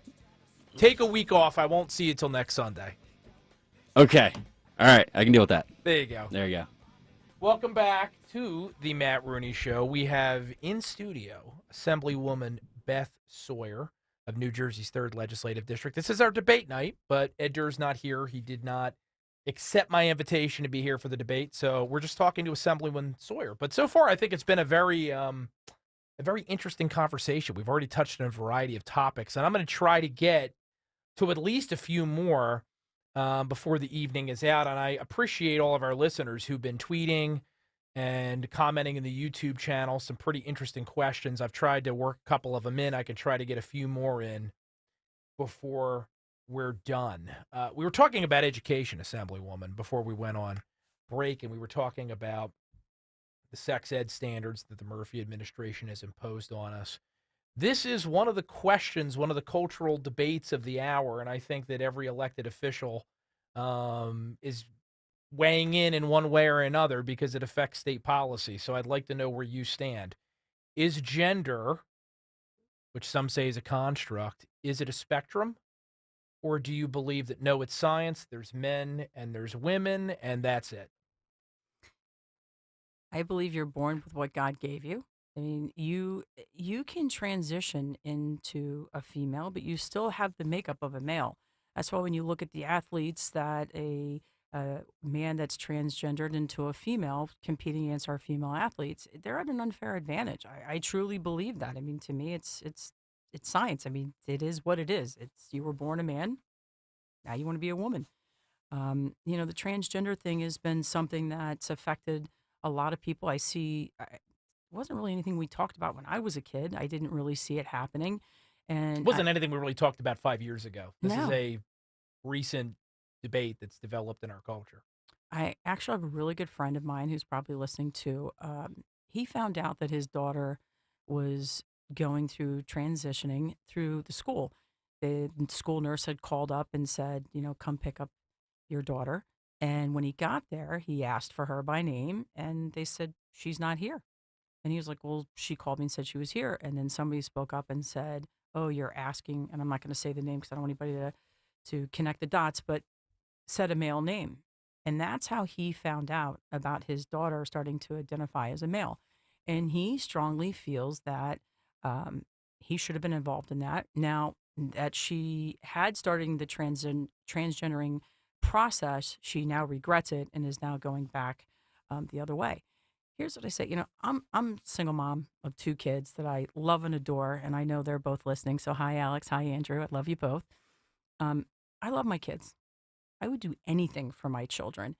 And to see a child that is having those thoughts, that's something that the parent needs to be involved with and go through counseling, whether it's, a medical doctor or it's clergy or, whomever, other family members. I'm grateful I've never been put in that position where I had to talk about that. But when you look at the mind of these young children, it's just like when we were going back to the sex ed curriculum. They want to start talking about this to a first grader. Now, your daughter, I know you have a young daughter. First graders half of them don't know how to tie their shoe. They don't know what they had for breakfast. Now, all of a sudden, you want to talk to Johnny about being Jessica. To me, it's a very unfamiliar zone for me. Well, this is where the public policy dimension comes in too, right? Because whether or not it's ethical, correct, whatever, for a 40-year-old man to decide, you know what, I'd like to have surgery that makes me appear like I'm a woman and I want to live as a woman, that's something the medical board can debate and we can weigh in at an appropriate time if there is an appropriate time. But we're talking about kids, right? That's the difference. Right. So, I mean, do you think it's appropriate, and you're going to be a senator potentially, you're currently in the assembly, would you support a legislative effort to ban gender conversion therapy, both psychological, medical, whatever, for minors? Or do you think that's something that a parent should be allowed to decide that their 14-year-old boy can try to become a girl? I think that that's something that a parent needs to sit down and discuss with their child. I don't think the school should be involved. I don't think that the school has any right keeping that from the parent that a child's going through that. You look, they're children. What they like today at 14 may not be what they like when they're 28. When I was growing up, I'm the baby of 4 kids. I had brothers. They were very athletic. I mean, I was playing tackle football. I played baseball. I played softball. I mean, I was labeled a tomboy. So I look back and go, what would they have done to me in today's generation? Because I was always hanging out and playing in dirt and everything else. That's So I just think that we've gone too far left with this. And it's no different than the parents deciding about their education. They should be deciding with their children. And I think that the schools are getting in the way of trying to make sure that they keep it a secret from the parents. I have a real problem with that. I think that parents should be notified if somebody's asking to be acknowledged as a boy when they're a girl or vice versa. I would want to know. I would be devastated if I found out that the school was keeping that away from me. And then I would want to be with my child and talk to them and see what is going on. What is making them feel this way. You would hope that that's the great center ground in this debate, regardless of how you feel about it. The idea that government has the lead role in deciding what happens to your child without your knowledge, absolutely insane. Shifting gears here, but still on the topic of government excess. We all know that Trenton spends too much money. We're at a debate, but I don't think that that's debatable, right? And we hear Republicans frequently recycle rhetoric about cutting spending, but very often, let's face it, it's a deficit of our party. Very often it doesn't happen. Right now down in D.C., Republicans are talking about cutting the rate of spending increases. There's not a lot of raw cuts that are on the table. Some of that may be because, and again, Speaker McCarthy, not throwing any shade in your direction, you have to deal with a Democrat administration, but another topic for another time. My question for you is, let's say we do get a Republican legislature this year, and you're in the Senate, and then we elect a Republican governor in 2025. Can you name a single department, agency, government office in New Jersey that you would support telling Governor Chitterelli or Governor whoever else, you know what? Let's cut it. We don't need it. The taxpayers deserve it. I think the energy master plan, I think as I call it the disaster plan, that's something that we really need to look at. The fact that a governor thinks that we should all be driving cars by 2035, that's very alarming. My son lives in California. I went to visit him Memorial Day weekend, or Labor Day weekend last year, and that was the first time that California was going to see temperatures over 100 degrees. Think about how many days we have in New Jersey in the summertime over 100 degrees, right? As I'm driving down the highway with him, there's billboards on the side of the road flashing, do not charge your cars between 4 and 7, blackouts, blackouts, blackouts, blackouts. Yeah. You have to look at our grid. Our grid cannot handle what he is proposing. I'm a huge proponent of nuclear energy. Jimmy Gilroy, if you're listening, I'm going to give you a shout out too. I've always wanted to get into the nuclear power plant. I sold a lot of houses to people that worked there, and it was like one of the first things when I won. I was like, great, now I get into the nuke plant, right? It did get delayed for a while, and I teased Jimmy and say, yeah, I had to win an election to get in here. I think that we need to focus on nuclear more, right? We have to start bringing down the cost of utilities for everyone in the state. We get a lot of calls into my office where people can't pay their utility bills, and you'd be shocked. A lot of these people are considered middle class and still cannot pay their utility bills. I mean, something's got to give, right? This state is no longer affordable. Again, I'm in real estate. I have a governor that says that you have more people moving in than moving out. And I say, well, what's sad is I move more seniors out of this state. They're not watching their grandchildren grow up. They're not able to be there if close to their children if they need any type of medical assistance. That breaks my heart.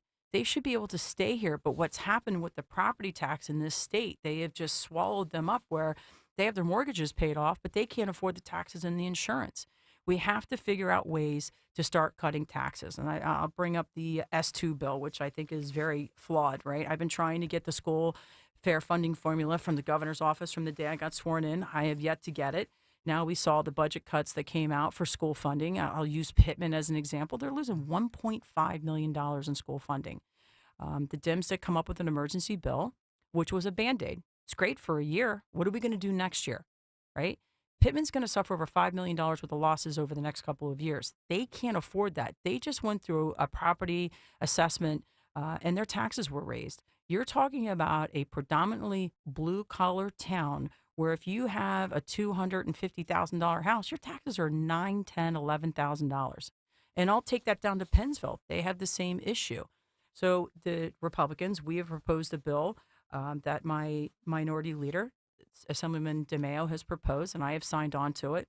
We have a plan that would bring all the schools up to their adequacy budget, which will now start to level out the playing field. If you have some of these rich schools that are getting 125% funding, and you have districts in schools in my district that are at 63% funding, it should not be that way.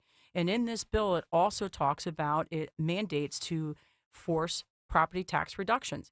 Our property taxes should not be funding the schools. That's what the state income tax were meant for, and we need to get back to that. We have to come together and figure out how do we make this state more affordable. And if they're real progressives here, to editorialize for a minute, this is what they should want, right? Because we have a progressive income tax system where you pay more if you make more money. Property taxes, we know, at least to a large degree, are regressive, because you can pay a ton of property taxes but not have that bigger and expensive of a home. Has almost more to do, as the Assemblywoman is articulating very well, what part of the state you're in. Absolutely. And now what's happening, again, being in real estate, I'm seeing a slowing down in the market because people are not willing to put their houses on the market like they were in 2019, 2020, 2021, because a couple things have happened. They either A, refinanced, and they're at 2.5% to 3.5%. So now when they look at that move up buy, they can't afford what they could afford. It's not going to be as nice as house of what they're living in. So a lot of people are choosing to redo their kitchens and redo their bathrooms. So what does that happen? What happens when you do that? You're going to get reassessed and your taxes are going to go up. There's a lot of things that we should be considering for budget cuts.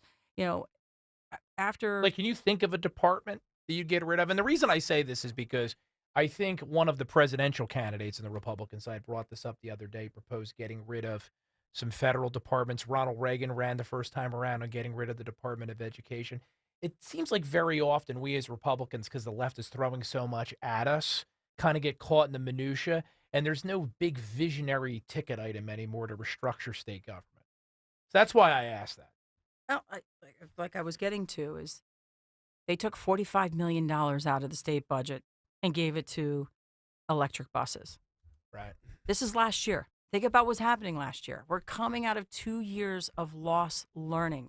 Take that $45 million, put it back into the schools, get kids the mental health care that they need, get them the tutoring they need to get them caught up. I'm going to go in, I'm going to talk about Salem County and Cumberland County. Another issue that I'm dealing with is the lack of broadband. You'd be shocked at how many people don't have access to broadband in Salem County and Cumberland County.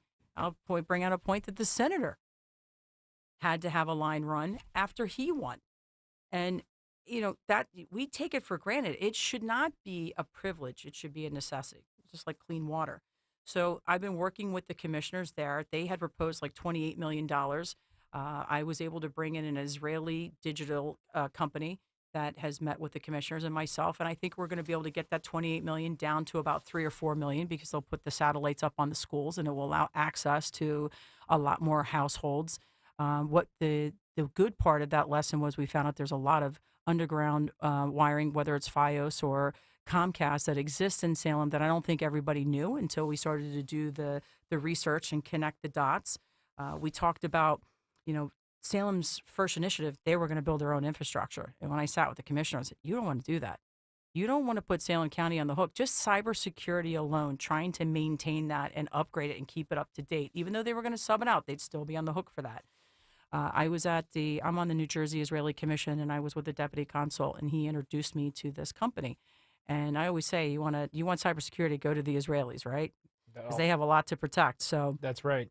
They came down and met with us, and to see that we could save that amount of money, but it was also how quick can we get the access out, right? How quick can we get this to the homeowners, and they can also control it. So there's, again, being the second poorest county in the state, there are some people that they could allow to receive it for free or at a discount, or then they can sell it to other ones. It was funny, while we were sitting there, I had the business administrator of Salem County and the commissioners, and the business administrator looked at me and he goes, "You're not going to believe this." And I said, he goes, "Gloucester County just got a cyber attack, ransomware." And I went, this is why you don't want to maintain your own broadband. That's another, I'm going to point out again, because I want people to understand why I am doing this. What are the differences between Senator Durr and me? This was another issue that Ed did not get behind me. And why didn't he get behind me? I've seen Ed at one Gloucester County Commissioners meeting. I try to go to a lot of them, but I go between Salem and Gloucester County, and I meet with these people. I have my thumb on the pulse of what's happening in the district and what our needs are.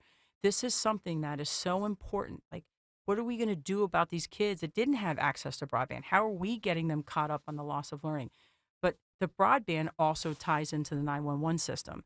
So again, I have legislation out there that's going to help with grants that will help certain areas with their projects with the broadband. How many bills do you have out there right now? Do you have any inclination? I'm not. A lot. A lot. It sounds like you have quite a few. You said you were a workhorse. I am. But here's the thing. What people have to understand. I don't want to put out bills just to put out bills or for shock factors. Those bills that get written up by OLS cost taxpayers money. So if you know they're never going to see the light of day and you just want to put them up so you can write a press release, I'm sorry, you're being irresponsible to the taxpayers. Don't waste your time on stuff so you can have shock factor. Let's work together. Let's have common sense legislation that we know that we can work together and get it passed so it makes and brings a difference to New Jersey. And that's stuff that I've been focusing on. Like I said, there's been plenty of times. There's a bill that's out there. It's the Billy Cray bill that I want to bring up. And I want to let you talk about it, but Dan is giving me the whole, we have to take a break. I'm going to hold you over one more time. I said I was going to hold you over one more time. Can I hold you over one more time? Absolutely. So I can let you finish your thought, and then I have at least one more question I think I have to get to. Otherwise, we don't have a complete LD3 debate. I am talking to Assemblywoman Beth Sawyer here on the Matt Rooney Show. Quick break, back with more in just a moment. Hi everyone, this is Stephanie Kelly from Emmons Roofing and Siding, and I have some exciting news to share. Emmons has partnered with SunPower, the top-rated home solar company in New Jersey. SunPower has been leading the solar industry for over 37 years and is the only U.S. solar company that's lasted longer than their 25-year warranty. Kill the bill. The energy bill, that is. Imagine no more high energy bills, while all the while helping reduce your carbon footprint at no cost to you. It's a win-win. Yes, we now offer solar, but remember, if you need a new roof, siding, doors, windows, or interior remodeling, don't wait. Right now, Emmons is offering all 1210 listeners 10% off roofing, siding, and Anderson windows. And we are continuing to offer 12 months same as cash financing. And don't forget that lifetime warranty on your roof. Give us a call today for a free estimate at 856-885-6677, emmonsroofing.com. Roofing, siding, windows, doors, kitchens, baths, and solar. Trust Emmons to be your first and last stop for all your home improvement needs. emmonsroofing.com. Quote based on healthy, non-smoking 30-year-old female with a 20-year term policy. Rates may vary. Eligible policies and estate planning tools can vary by state. It's a busy life. You have enough to worry about. So here's a great way to check life insurance off your list. It's called Ethos. With the thought of medical exams, forms to fill out, and the cost, it's easy to see why life insurance can fall to the bottom of your to-do list. But at Ethos Life, we've got your back. For about $1 a day, you could get $250,000 in term life insurance without a medical exam. Just go online, answer a few health questions, and snap! Family protected. You could get a quote in seconds, apply in minutes, and be covered in hours. No medical exams, no blood tests, no hassle. Right now, with your purchase of an eligible policy from Ethos, you'll get something else important to your family. Tools to create a legal will. A $449 value, yours free. Ethos, the 100% online, hassle-free way to get affordable life insurance. Get your free online quote now at ethoslife.com. That's ETHOS life.com. Hi, this is Dom Giordano. If your child needs support, special tutoring, and custom instruction, METC is here to help. Now's the time to call to Kathy Gannon, METC. Call the Motivational Educational Tutoring Company for over 30 years. METC's tutoring studio, founded by educator Kathy Gannon, has helped people of all ages to grow personally and academically. Call Kathy at 215-493-4200. METC offers motivational SAT prep as well as academic skills and leadership training. 215-493-4200. Now's the time to get assistance. For your child to help them succeed, all you have to do is visit online at METC.com. METC's tutoring studio. Call them today, 215-493-4200, or email Kathy directly, info@METC.com. Remember, 1210 listeners receive a free 1-hour consultation. Take advantage of this opportunity to help your child get one-on-one help. 215-493-4200, 215-493-4200. See Joe Conklin's comedy show at St. Robert's on Euclid Ave in Warrington, Saturday, May 6th. For tickets, go to joeconklin.com. joeconklin.com!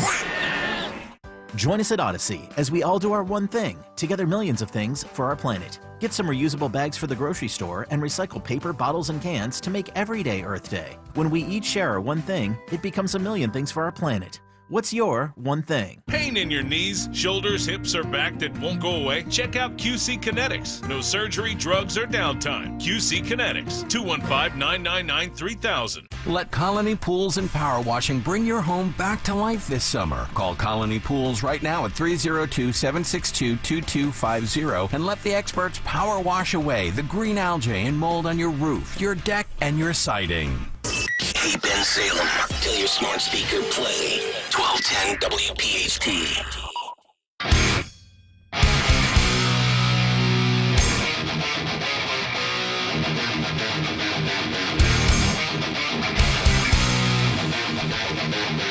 Music at the beginning of the segment. I love it. I did my job for once. Is this a cover too? Yes. It's trivium.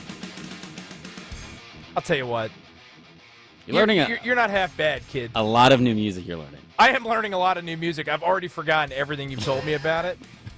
Why don't you tweet out there? Why don't you use the Twitters? And What I played? And put a play. Yeah. Okay. I gotta remember what I played. That would be an obstacle to tweeting it out. Yeah. Okay. Yeah, I well, do that. Yeah, that's how we roll here on the Matt Rooney Show. Welcome back.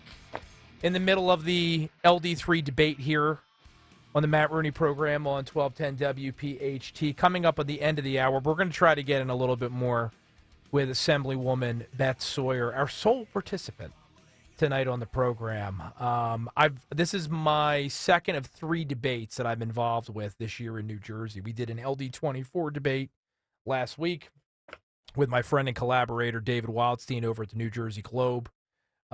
Shameless plug, this Tuesday at 9 p.m., so that's May 2nd, we are going to have an LD4 debate, not here at the station, over at SaveJersey.com, my website where I spend my weeks. There's another big Senate battle over there. That's right. Both big Senate battles this year in New Jersey are in South Jersey, right in our listener area. So we're looking forward to that one. For that debate, we do have 2 participants. I've confirmed it. They're both ready to go, rearing to go. That one, it's on Zoom, and it's probably good because I think that there's some bad blood, so I won't have to break up a fight.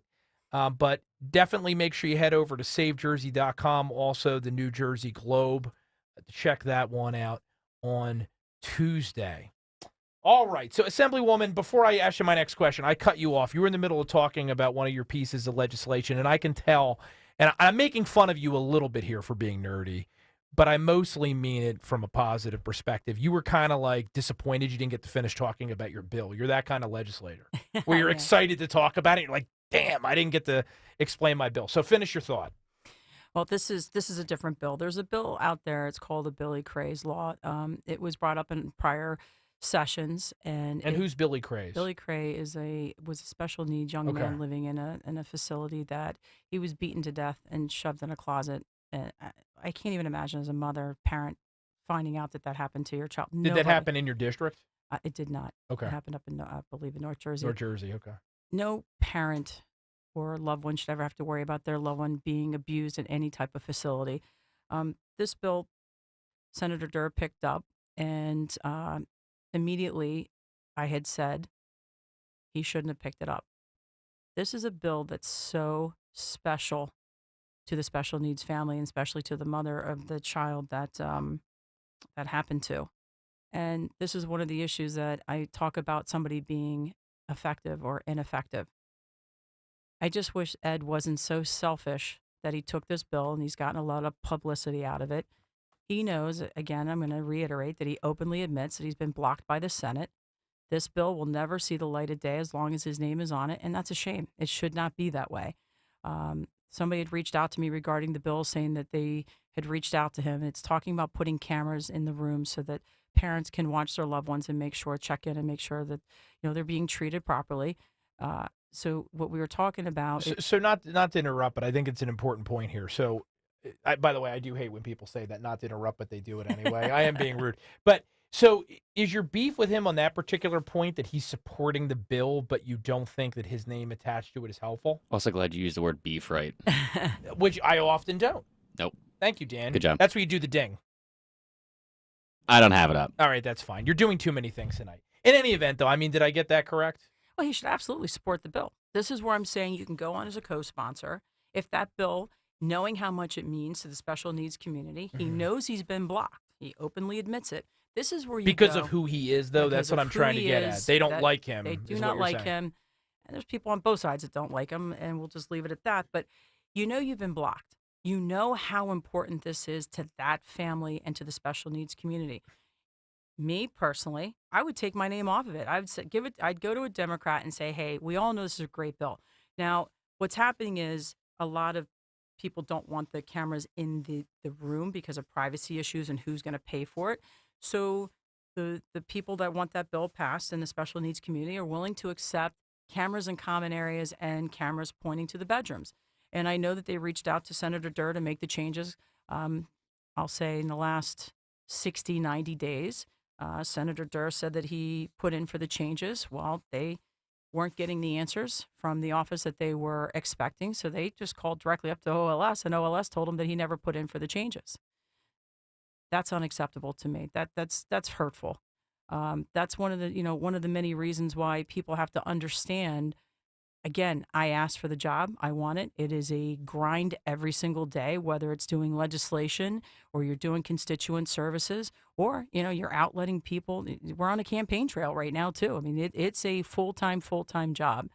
I am proud to talk about a bill that I was able to get through both houses and signed into law. It's Assemblyman Brandon Umba, myself, and Assemblyman Hal Worst were on the bill. Me being By the way, I'm laughing, and this has nothing to do with anything. New Jersey political trivia. I went to college with Brandon Umba. We just called him Umba in college. He was a year behind me. We were in the college Republicans together.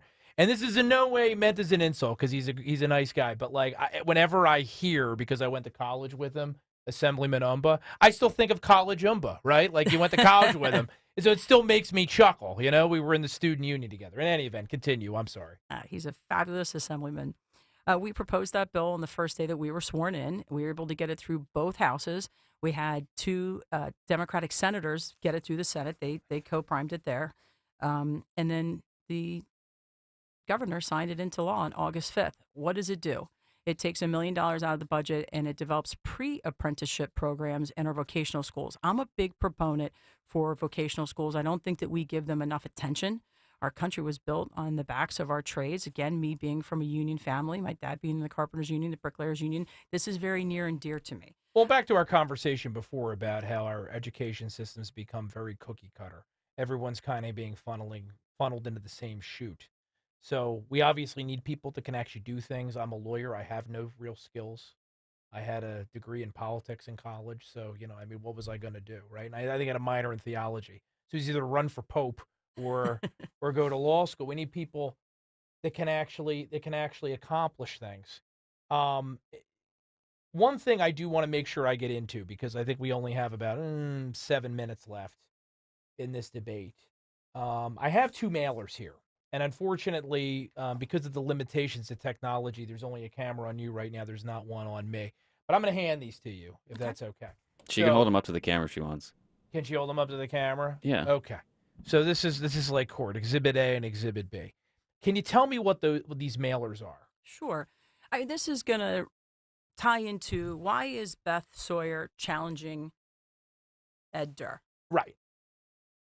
I am not going down without a fight. We are not going to hand over LD3 back to the Democrats. We worked too hard. Now, I believe, I'm a realist, we caught lightning in a bottle. I went through that earlier, Jack Chitterelli, the whole thing, right? But I knew the minute we won, we had to prove that we deserved to be here. So last year, three of not just awesome men, but they're also really good friends of mine. We had Steve Paccarduny, who's been a tremendous help for the GOP. You want to talk about somebody that stands up and does everything for people selflessly. I mean, he put money into people's campaigns. He's out. He knocks on doors. He's helping me right now. He's not even on the ballot. Doesn't get enough credit what he does for the Republican Party. He was running for county commissioner. We had Adam Wingate, who owns his own business. He owns Wingate Tree Service. And then we had Tom Naraleski, who is in the insurance business. He was running for clerk. We all knew how important it was that we won Gloucester County. We had a chance last year to take over the county. That's been in the Democratic hands for decades.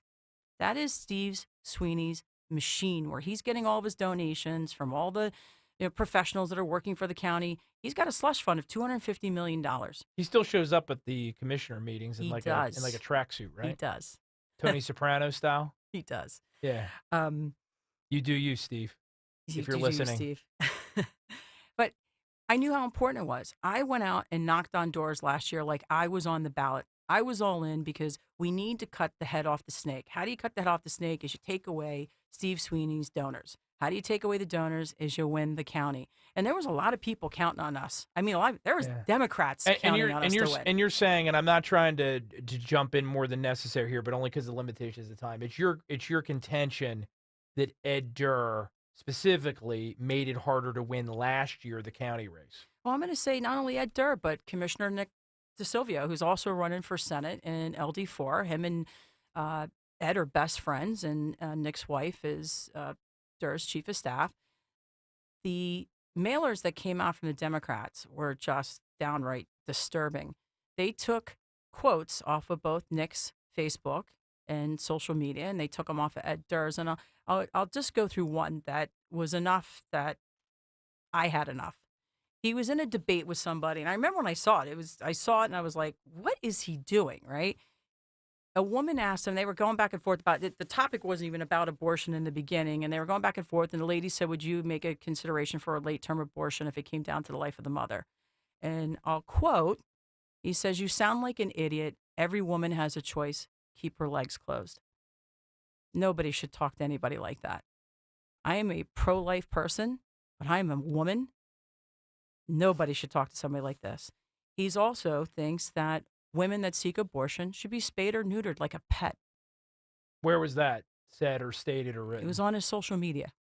It was a post that he was out there liking. I just, that's not where we need to be as Republicans, right? We need to be educating people about pregnancy. We should be focusing on how people can have healthy births. How can we help people raise their kids and afford their kids and start talking about that as Republicans. This is what cost us the election. Nick DeSilvio said that an abortion is never medically necessary when it comes to the life of the mother. I would hate to ever be, I can't even imagine having to be in that situation as a mother, and I've got 4 kids at home, and if I give birth to this child, I'm going to lose my life, and possibly the baby's going to lose their life, and I'm going to leave 4 kids at home without a mother. I thank God every day that I've never been put in that position. So this is where I say these kind of thoughts, tweets, quotes, this turns people off.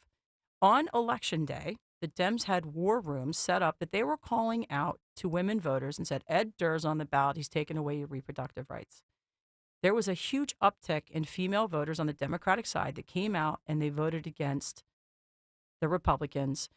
But what bothered me is I had to see my friends, Steve, Adam, and Tom, get dragged through the mud because they took these flyers and they put Steve and Adam and Tom's face. There's 15 flyers that went out, and each one they and made they're it huge. look like Those are expensive. Oh, yeah, the Dems spent a lot of money. Yeah, that's right? it. For those of you who've never run a campaign or been involved in a campaign, those are. So they spent the money, and they have the money, right? We have to be in the reality of Dems have way more money than us, right? So why are we giving them any ammunition to take the seat back? But this is something now we're talking about a general election. This will turn off Republican women. This will turn off independents, and it will definitely turn off Democrats. I'm a huge Republican. I'm a proud Trump supporter. I have been. You look at my voting record. Real quick, because I'm getting my signal from producer Dan. Are you in for Trump for 2024, or are you If Trump's undecided? running, he has my support. Absolutely. Okay. Well, look, we've heard a lot from Assemblywoman Beth Sawyer tonight.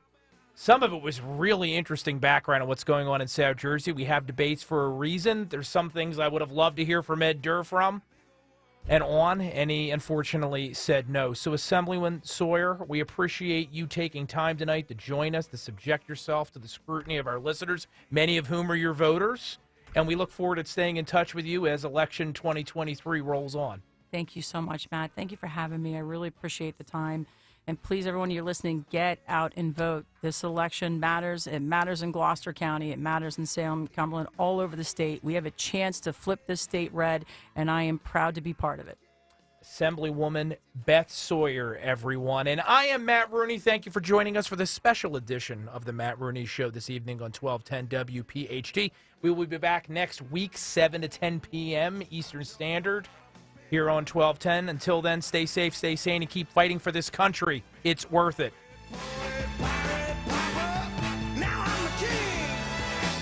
Hey, it's Rich.